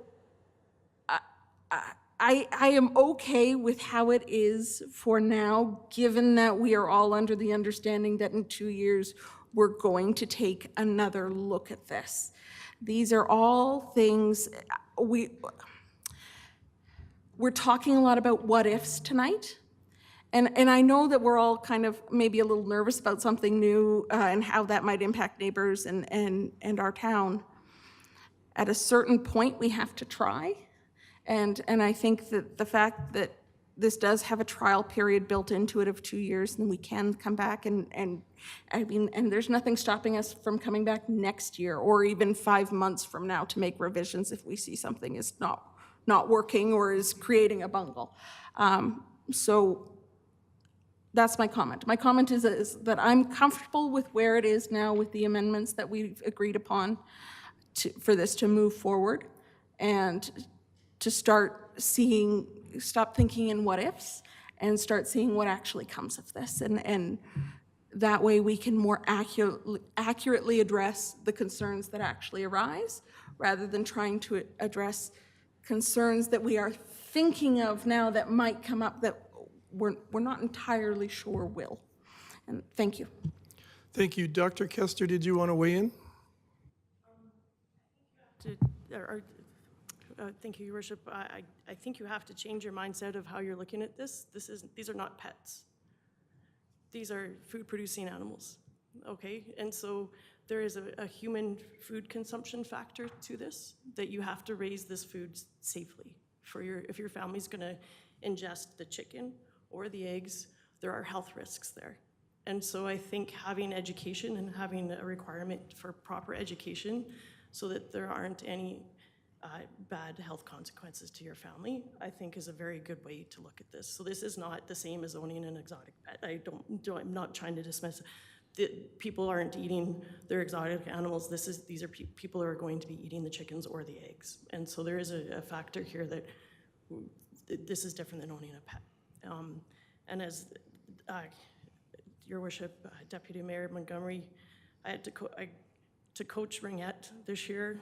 I was forced to take coaching certification through a private company as a requirement to be a coach. I don't think it's too much to ask people to take education through a private entity that is well versed and is accredited and respected. But if there's reason to believe that they aren't a reputable and respectful entity, I think town council could change their recommendations on that. But I'm not here to misspeak, but that's just my opinion on this. Thank you. Thank you. Councillor Peterson, and then I'll go back to Deputy Mayor. Thank you, Your Worship. I just was looking online to the entity that you spoke to in terms of the education, but I also found two others in Western Canada. They're all $60 each, $45 if you have a membership to the organization itself. they all look very standard, and so I think that the concern about, getting ripped off, would only happen if you went outside of that very respectable realm that, as you said, these are really credible people. They have all kinds of accolades, just looking online now, from the communities that they're working in currently. And I really appreciate our mayor's comment too to this when we're speaking to, that we spent a long time on this bylaw. And your worship, that I hold you in extremely high esteem. I do. But taxes have been around in municipal government since the 1800s, and urban hens have not. And that's why it's a new deal and a new day. And so we have, were you going to hit me? Okay, thank you. anyway, thank Thank you you, very and much, appreciate Councillor it. Wiley. And then I think, are you prepared to make a new amendment on that, the third amendment? Well, I'll listen. to Okay, Councillor Councillor Wiley? I'm just glad to hear there's 3 companies, but to me, the bylaw as it stands right now, 6.1E, just says evidence. So I'm assuming if somebody comes forward from one of these other reputable sources, can show you they've taken any number of these courses, there's some flexibility. There would be. They would just have to provide that certificate of training. And it's not going to be from Farmer Joe, that he passed a hen day or whatever. These are 2 different classes that are 1.5 hours each.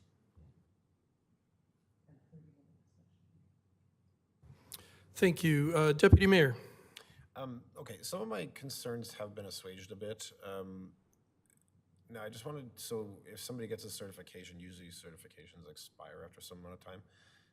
Are we gonna say that there's no expiration, like once you've shown evidence, then like that should be fine for future hen licenses with the town? Through your worship, Councillor Montgomery, I think that would just be in line with being a responsible pet owner. You update your knowledge accordingly, and the resources are available online. I was researching, and you always have the documentation manuals that you need to refer back to. So as a responsible pet owner, I would hope that their certification would never expire in their mind. They would just keep educating themselves on what they need to do next for their hens. Okay, because like it's like the bylaw itself isn't at all clear about any of that stuff, and I think that needs to be clarified, that what exactly we are expecting from people, because yeah, like the way it's worded right now, I mean, like experience or evidence that the proposed hen keeper has experience or I think I can get somebody to write a letter saying I worked at a chicken farm for a bit. That would be evidence that I have experience or training. So I personally think that it needs to be outlined more clearly what our expectation is. Oh, sorry. That's probably for the best though. So I guess, does administration have any solutions to this possible problem?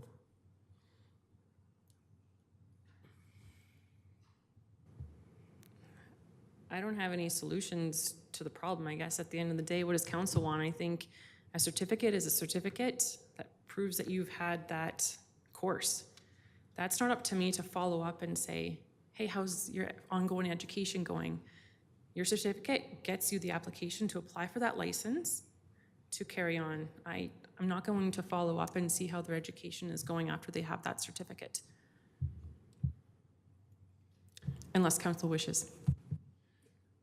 Right, no, but I'm asking for your sake, so when somebody comes in with, like a letter from Farmer John, and they say, here's my evidence, like you would go, well, that's not good enough, and they'd go, well, no, this is what the bylaw says. So I'm asking, do you want us to modify the bylaw so that when somebody comes in with evidence, it has to be of a certain type? Yes, please. Okay. All right, do you have that's what I'm asking, does administration have specific wording that they would like to resolve this potential issue? Jonathan, do you? Either like saying a company of a certain kind, recognized. Is the word you're looking for certification instead of experience? Yeah, like possibly Yeah, something to do with certification would probably be worth having in that section there. Maybe some wording about from a reputable organization, something like that, not Farmer Joe. Councillor Peterson, are those ones that you found, are those part of like an association?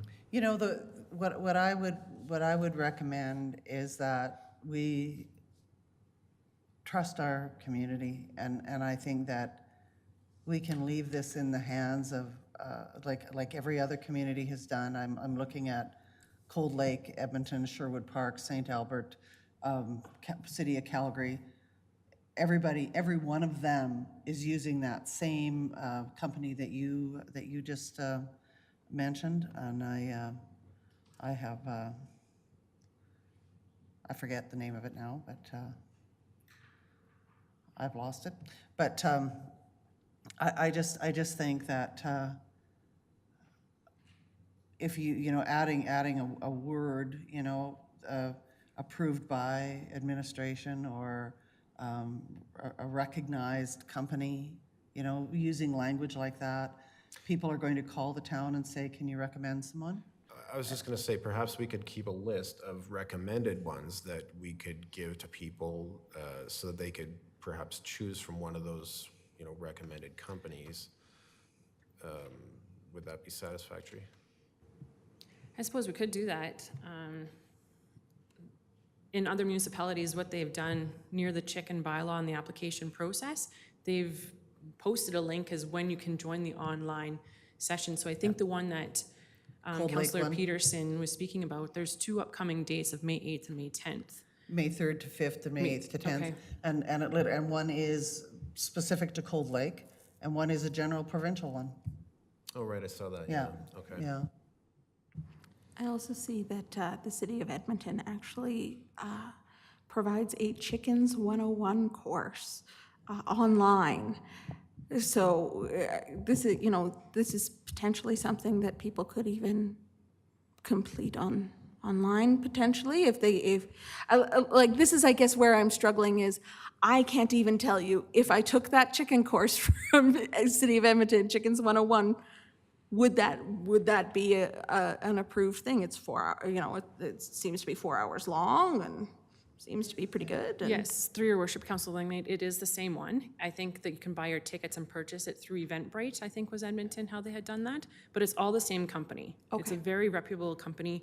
I shouldn't even, yes, it is. It seems like a lot of municipalities, and therefore that's why I chose one that would standardize the process and make it simple for the residents. There is 2 ways of doing it. You can do a generic Chicken 101 course, or you can make it and modify it for your community. That does come with a different cost. I've already been in contact with the lady from this company, and she's more than happy to help us. Or you can just join Edmonton's, it's all the same, or Cold Lakes or whenever. Sorry, not Cold Lake, because that's Cold Lake specific, but just a generic 101 course.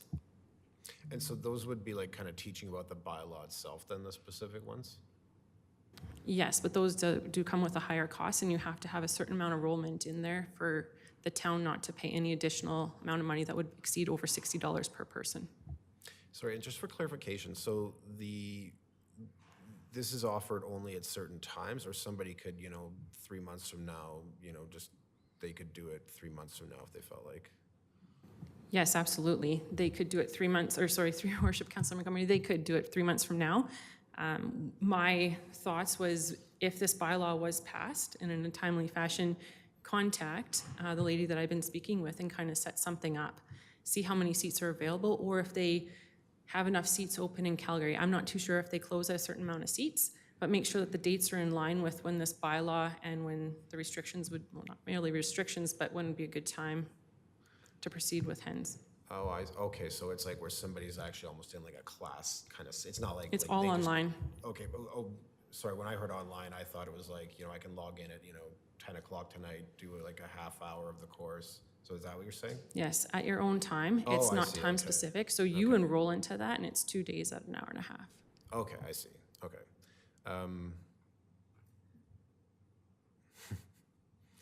Okay.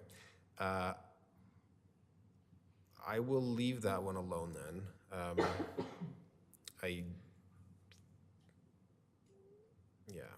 think you guys are probably on the right path. And I mean, like I've had that brought to me, you know, people are saying, you know, what does this mean? You know, like what, this needs to be more clear.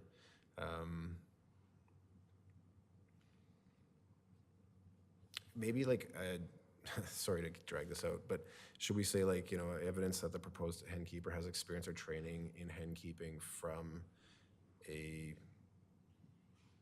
recognized authority? And would that be clear enough to allow you guys to determine what qualifies as? But what's recognized? Where do you draw Well, the that'd be line? whatever you determine, or like I'm just saying like something where it says like, you know, like training, experience or training in hen keeping, you know, as approved by administration is essentially is what I'm looking for. Yes, or whatever's posted on the town's website. Like if one went out of business, which I'm not saying it ever would, but they've been doing this for the last 10 years. Okay. Okay. Mark? I think through your worship, through the council, we would obviously provide an educational page. And if someone was to come towards us for an application, we would say, here are 3 or 4 reputable companies. By listing them in the bylaw, what if one of those companies goes out of business or something like that, where our webpage can be up to date and current on with real-time information. Okay. Okay, so I won't drag this out any further. I'll make a motion, sorry, to amend 6.1E to state evidence that the proposed hen keeper has experience or training in hen keeping from a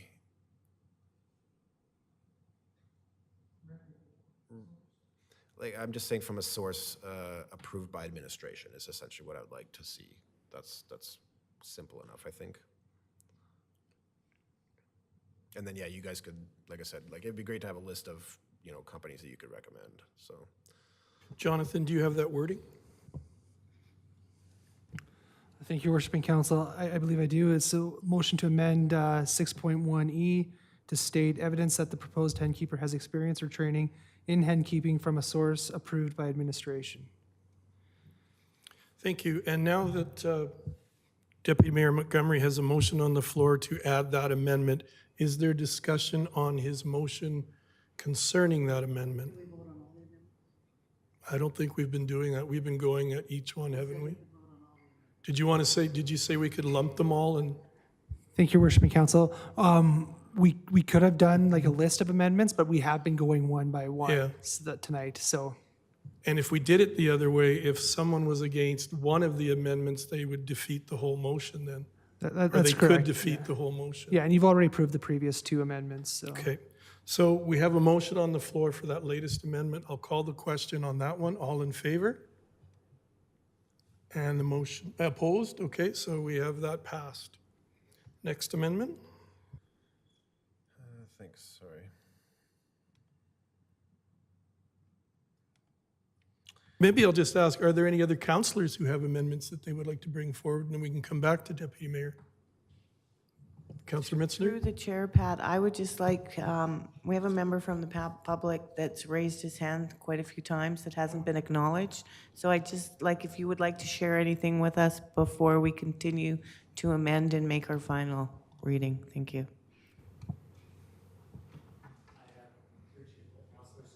Maybe come to the microphone again if you don't mind. I appreciate that, Councillor. Sorry, the parts where I was raising my hand have passed. I was going to offer the amendment with the notification of neighbors.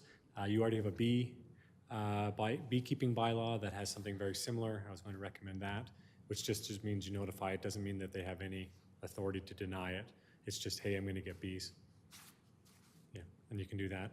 I do agree with you, Mayor. I think that you spent very little time on the taxes. I think I disagree with coming back to this in 2 years. I think you spent hours already on this. But anyway, I'll back away from the mic. Thank you. Thank you. So no other councillor has amendments, so we'll go back to Deputy Mayor Montgomery. All right, this is my last one. And this is based on Councillor Langmaid's points, and also it was brought up to me as well. So I'm going to make a motion that we Well, so I guess maybe I'll talk to you a little bit first.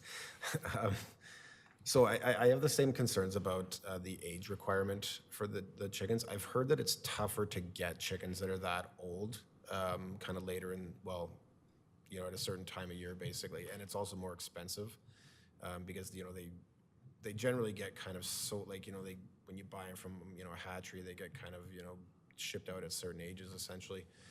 And so to find ones that are, you know, that age, I've heard that can be tough to do or more expensive to do. So I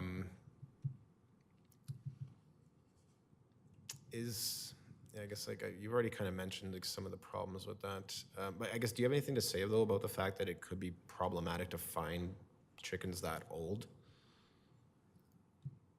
Through your worship, I have no knowledge that it would be hard to find. I know there's quite a few, I guess, hen colonies around here that might be able to assist with the selling of hens, but I can't tell people where to go find their hens or. Okay. Sorry, does anybody know what clause that was? I don't have it in front of me.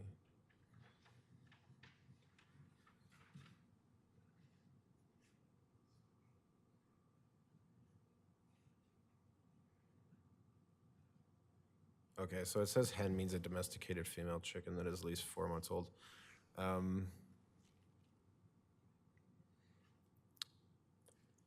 Okay, so I'm gonna make an amendment, or I'll make a motion to amend the bylaw to change the definition of hen, which is under H, under definitions, to remove the part that says that is at least 4 months old, please. And it's, like I said, it's for some of the reasons that Councillor Langmaid has raised.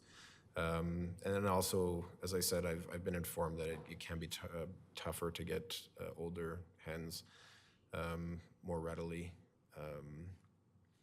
And personally, I think that it kind of takes out some of the period of time that could be educational for the people that are engaging in this.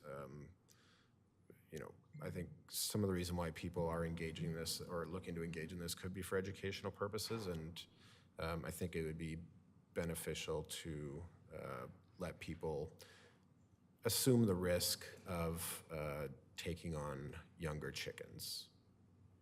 Thank you. Question from the back or a comment?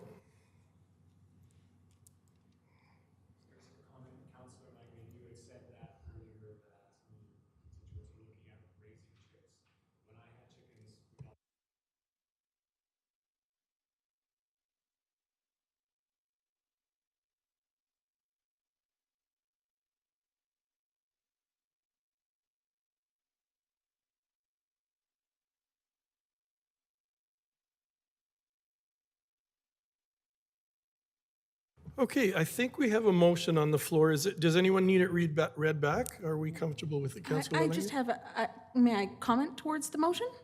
Yes. Just maybe a friendly addition to the motion is that that is also mentioned in the definition under U for urban hen. It's also mentioned there and would need to be 10-4. I'd like it read back.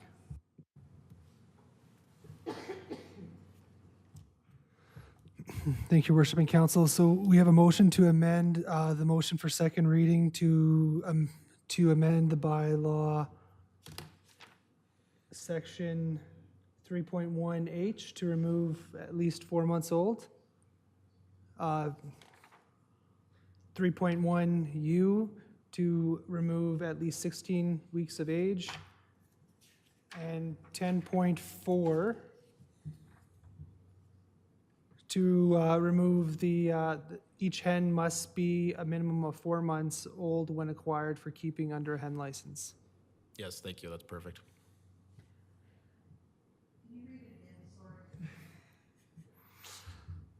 Yes, thank you, Worship and Council. We have a motion to amend the motion for second reading. The motion is to amend the bylaw under 3.1 H and 3.1U to remove the reference to the female chicken being at least 4 months or 16 weeks of age, and section 10.4 in its entirety, which states each hen must be a minimum of 4 months, 16 weeks old when acquired for keeping under a hen license. So can I ask a question, Your Worship? Sure. So we heard in the committee of the whole some really serious concerns that have happened when people have engaged in trying to raise chicks. And that has caused huge problems. And that 4 months in the studies that other communities have done in bringing this forward is the optimum age for having a successful urban hen project. And that if you were very well versed, it might be fine, but chances are that it wasn't. And certainly that was the experience that I saw when I was doing the research before. And so how old would the chicken have to be? So we're to take it like no age, like so people can now hatch chicks? Because that changes this whole bylaw for me. Then I'm out Through your completely. worship, oh, sorry. Through your worship, Councillor Peterson, I was going to suggest the same. I mean, raising chicks takes a little bit more, your coop has to be done differently. They're not old enough to, you don't want them to crowd each other when they don't have heat.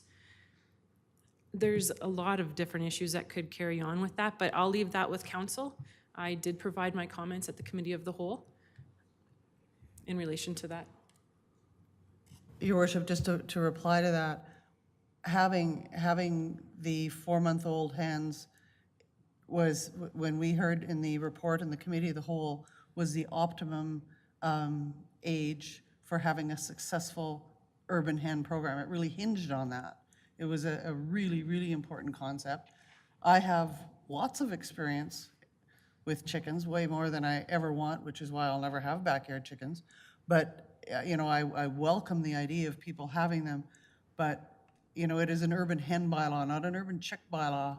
And I think this is a really, really difficult road to go down. It puts the bylaw itself at risk for success in the future. And with this amendment, I will not be in favor of this bylaw. Thank you, Councillor Peterson. Councillor Wiley. Just given everything that I'm hearing from admin and from Councillor Peterson, I will not be supporting this amendment either. I think if we're getting locals coming back and saying, look, I'd really like to raise them from chicks, then that would be an opportunity to send our administration back to look at those specific changes and what would be required. But for now, I won't be supporting this amendment. Through your worship, Councillor Wiley, to add on to that, as I mentioned before, there is a separate program that a family can apply to go through that learning process with their kids. The only thing different is they give those chickens back, those hens back.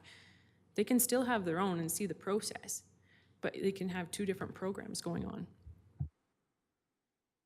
Thank you for that clarification, Claudette. I'm sorry, I require further clarification based on that statement. So people can hatch chickens then, if they go through this other program? Because my understanding is this would prohibit the hatching of chicks. That we would not allow the hatching of chicks, but you're saying there are programs where people, you know, if people wanted to hatch chicks, there are programs where they could get chicks and then send them back. But would that not Through your be worship, against this? sorry, through your worship, Councillor Langley, that has nothing to do with this hen bylaw. That's completely separate. Schools do it. Okay. There's no, it's nothing to say that So you can somebody that hatch replied them. to you on Facebook can't do it, but they can't keep those ones that they hatched. They have to provide it back to the program. Okay. That urban hen bylaw is completely separate. You need to purchase your own and register those hens to your address. Okay, thank you. Any other discussion on that amendment? I'll call the question. All in favor? And opposed? And that amendment is defeated. And if there are no others, then I'll turn to Jonathan. And do we need the entire list of amendments read as part of the motion for second reading?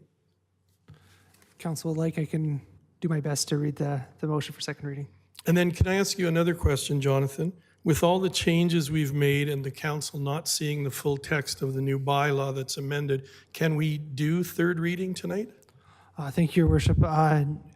No, because of these amendments to the bylaw, the MGA does clearly state that council needs to see the entirety of the bylaw before they give it third reading. So we would not be able to give third reading to the bylaw tonight.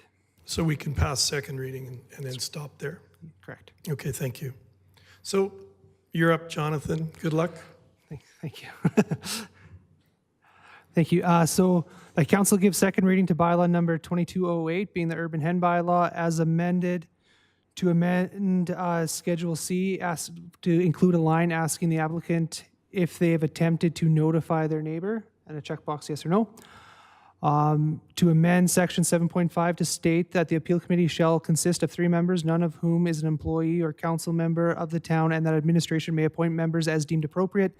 In the case of an appeal from an adjoining member alleging the likelihood of a material adverse health effect, the chief administrative officer must also make reasonable efforts to appoint to the appeal committee a licensed and practicing veterinarian and a licensed and practicing physician.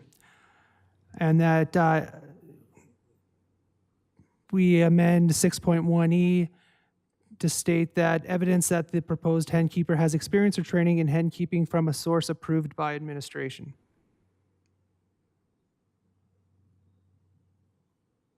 Thank you, Jonathan. So everyone's comfortable with that? Okay, I'll call the question for second reading. All in favor? And opposed? So this will come back to us in 2 weeks' time. Is that correct? Since we can't go to third reading tonight? Thank you, Your Worship. It'll come back in at least 2 weeks. Yeah, potentially in June at some point. Okay, all right. Okay, thank you. It's not required to come back in 2 weeks, is what you're saying. Okay, thank you. And then in the meantime, Mr. Scoble, how would we, can we direct your staff or your administrative team to maybe consult with Dr. Kester and see how the avian flu situation is going at that time? I don't think that would go against the spirit of the motion to. You could, but I mean, it's something we're going to be doing anyways, keeping an eye on it. So, I mean, talking to the food or watching the food inspection agency bulletins, I believe, and speaking with the local veterinarians. So, you know, we'll, you can if you want, but it's something we're going to do anyways. So. Okay, thank you. That's great.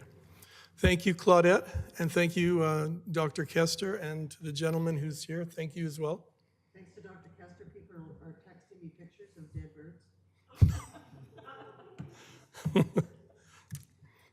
Thank you very much. This brings us to item 10, councillor information and inquiries. And this is relatively new for us. To our CAO, is this something where we can ask you a question that may be on our minds at this time? Yeah, that's correct. Okay, my question for administration is could you give us an update on how our taxi bylaw is going? We passed that a few years ago. It was a bit contentious at times. I know we have, in the bylaw, it states that the taxis need to be checked mechanically, they need to be smoke-free, they need to be neat. So can we just circle back, possibly get a report as far as how the bylaw is functioning in town? Are things going well with our taxi service? Thank you. Yeah, we can do that. Thank you. Councillor Langmaid. Thank you, Your Worship. I would like to request that council does receive the amended urban hen bylaw in 2 weeks, because I would like to give residents that are very excited about this program enough time to actually plan so that they could have hens for the majority of the warm months of the year that we do get. Perhaps that needs a motion?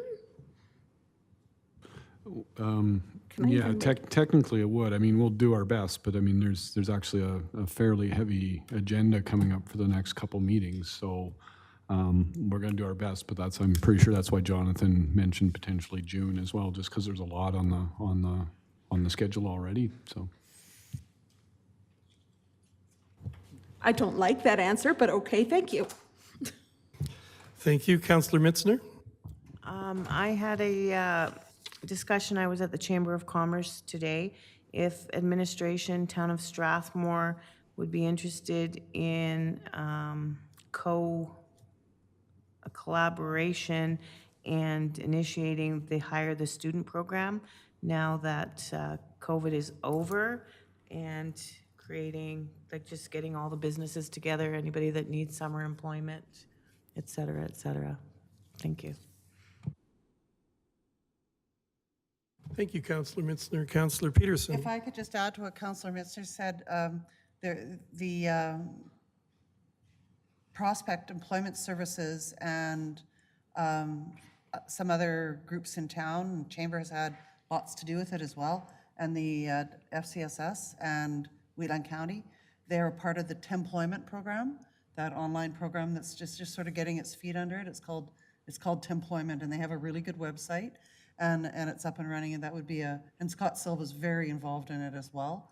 So it would be a really good place, a juxtaposition for that program and the work that people are already doing. I really appreciate it. I think it's a great idea.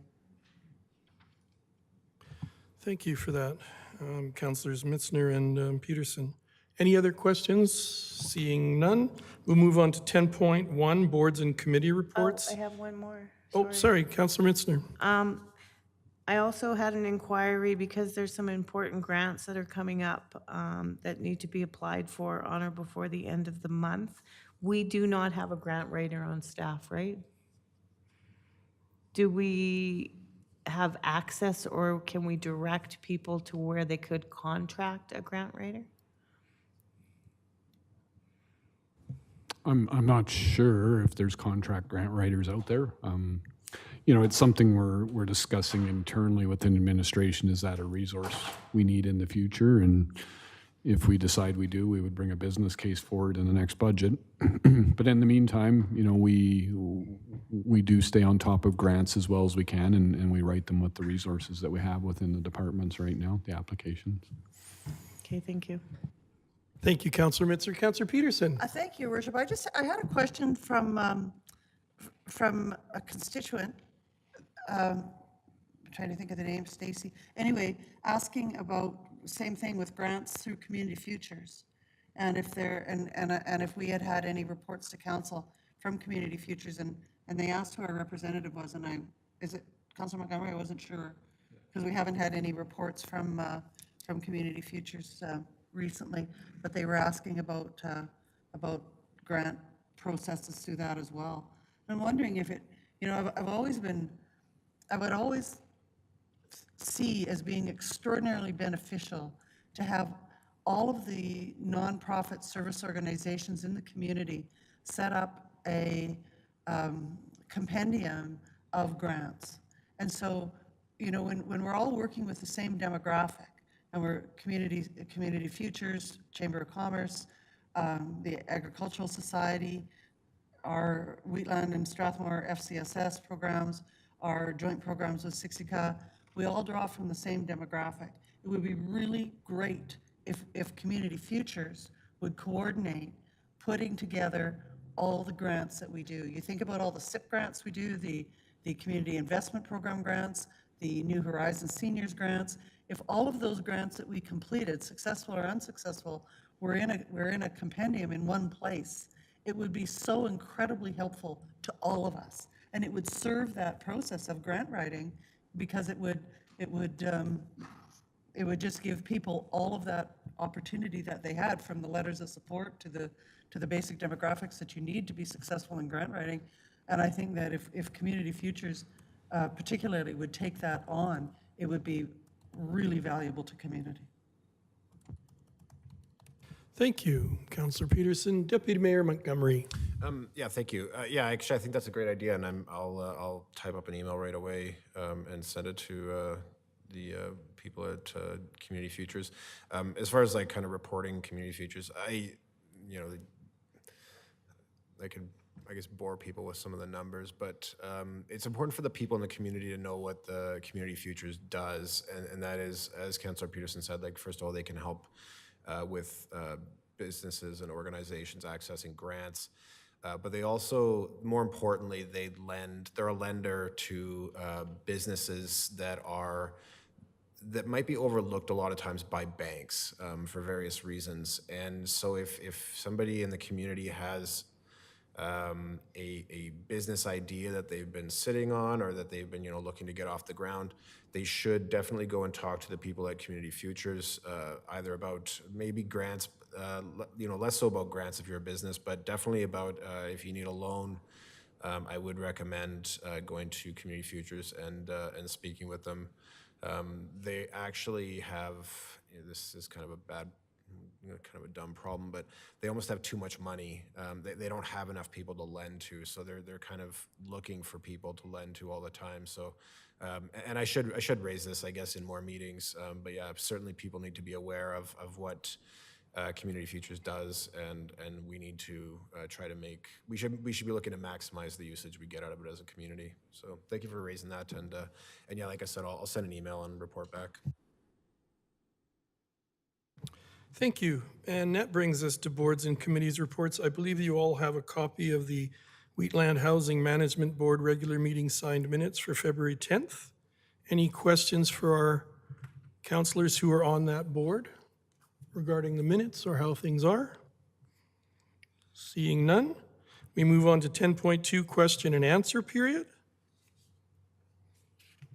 Administrative inquiries.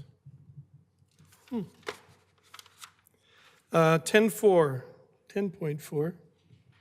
Oh, that'll be at the end, I guess. Thank you.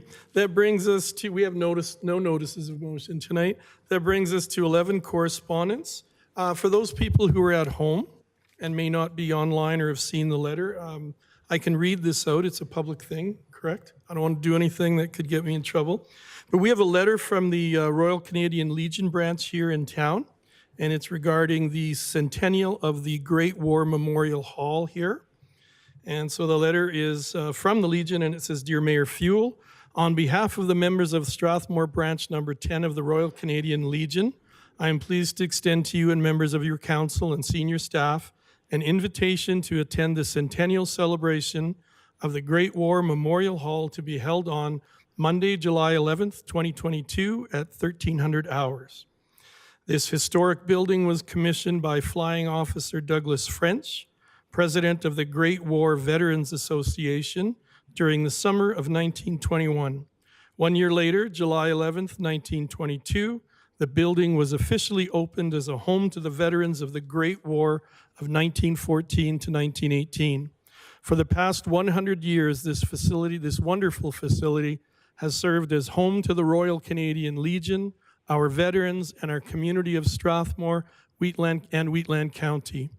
An anniversary of this importance requires that we reach out to our friends and communities to thank you for all the years of support that you've given the Royal Canadian Legion. We hope that you will honor us with your attendance on this incredibly special occasion, and we thank you for your consideration. So that's an exciting thing that our town and the local Legion will be celebrating. They have a schedule of events that go from Friday, July 8th until Monday afternoon, July 11th. Monday, July 11th in the afternoon is the more formal acknowledgement and recognition of the building's 100th anniversary. So if you need to find that schedule of events, I'm sure the Legion can have it. And I believe the Legion has reached out to our communications team, and we'll be doing some publication on the Town of Strathmore's Facebook page as well as our website. So that's that, and that brings us to a motion to go in camera. And before we do that, thank you, I have a quick message here to our Muslim neighbors. On behalf of our community, we hope your Eid al-Fitr was good. We wish you well in the coming year. Eid Mubarak. Thank you. And I'm looking for a motion to go in camera. Councillor Langmaid. Your Worship, I'd like to move the council move in camera to discuss items related to sections 16, subsection 1B, and 27, subsection 1A of the Freedom of Information and Protection of Privacy Act at 8:14 p.m.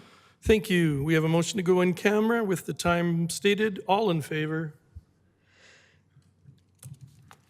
And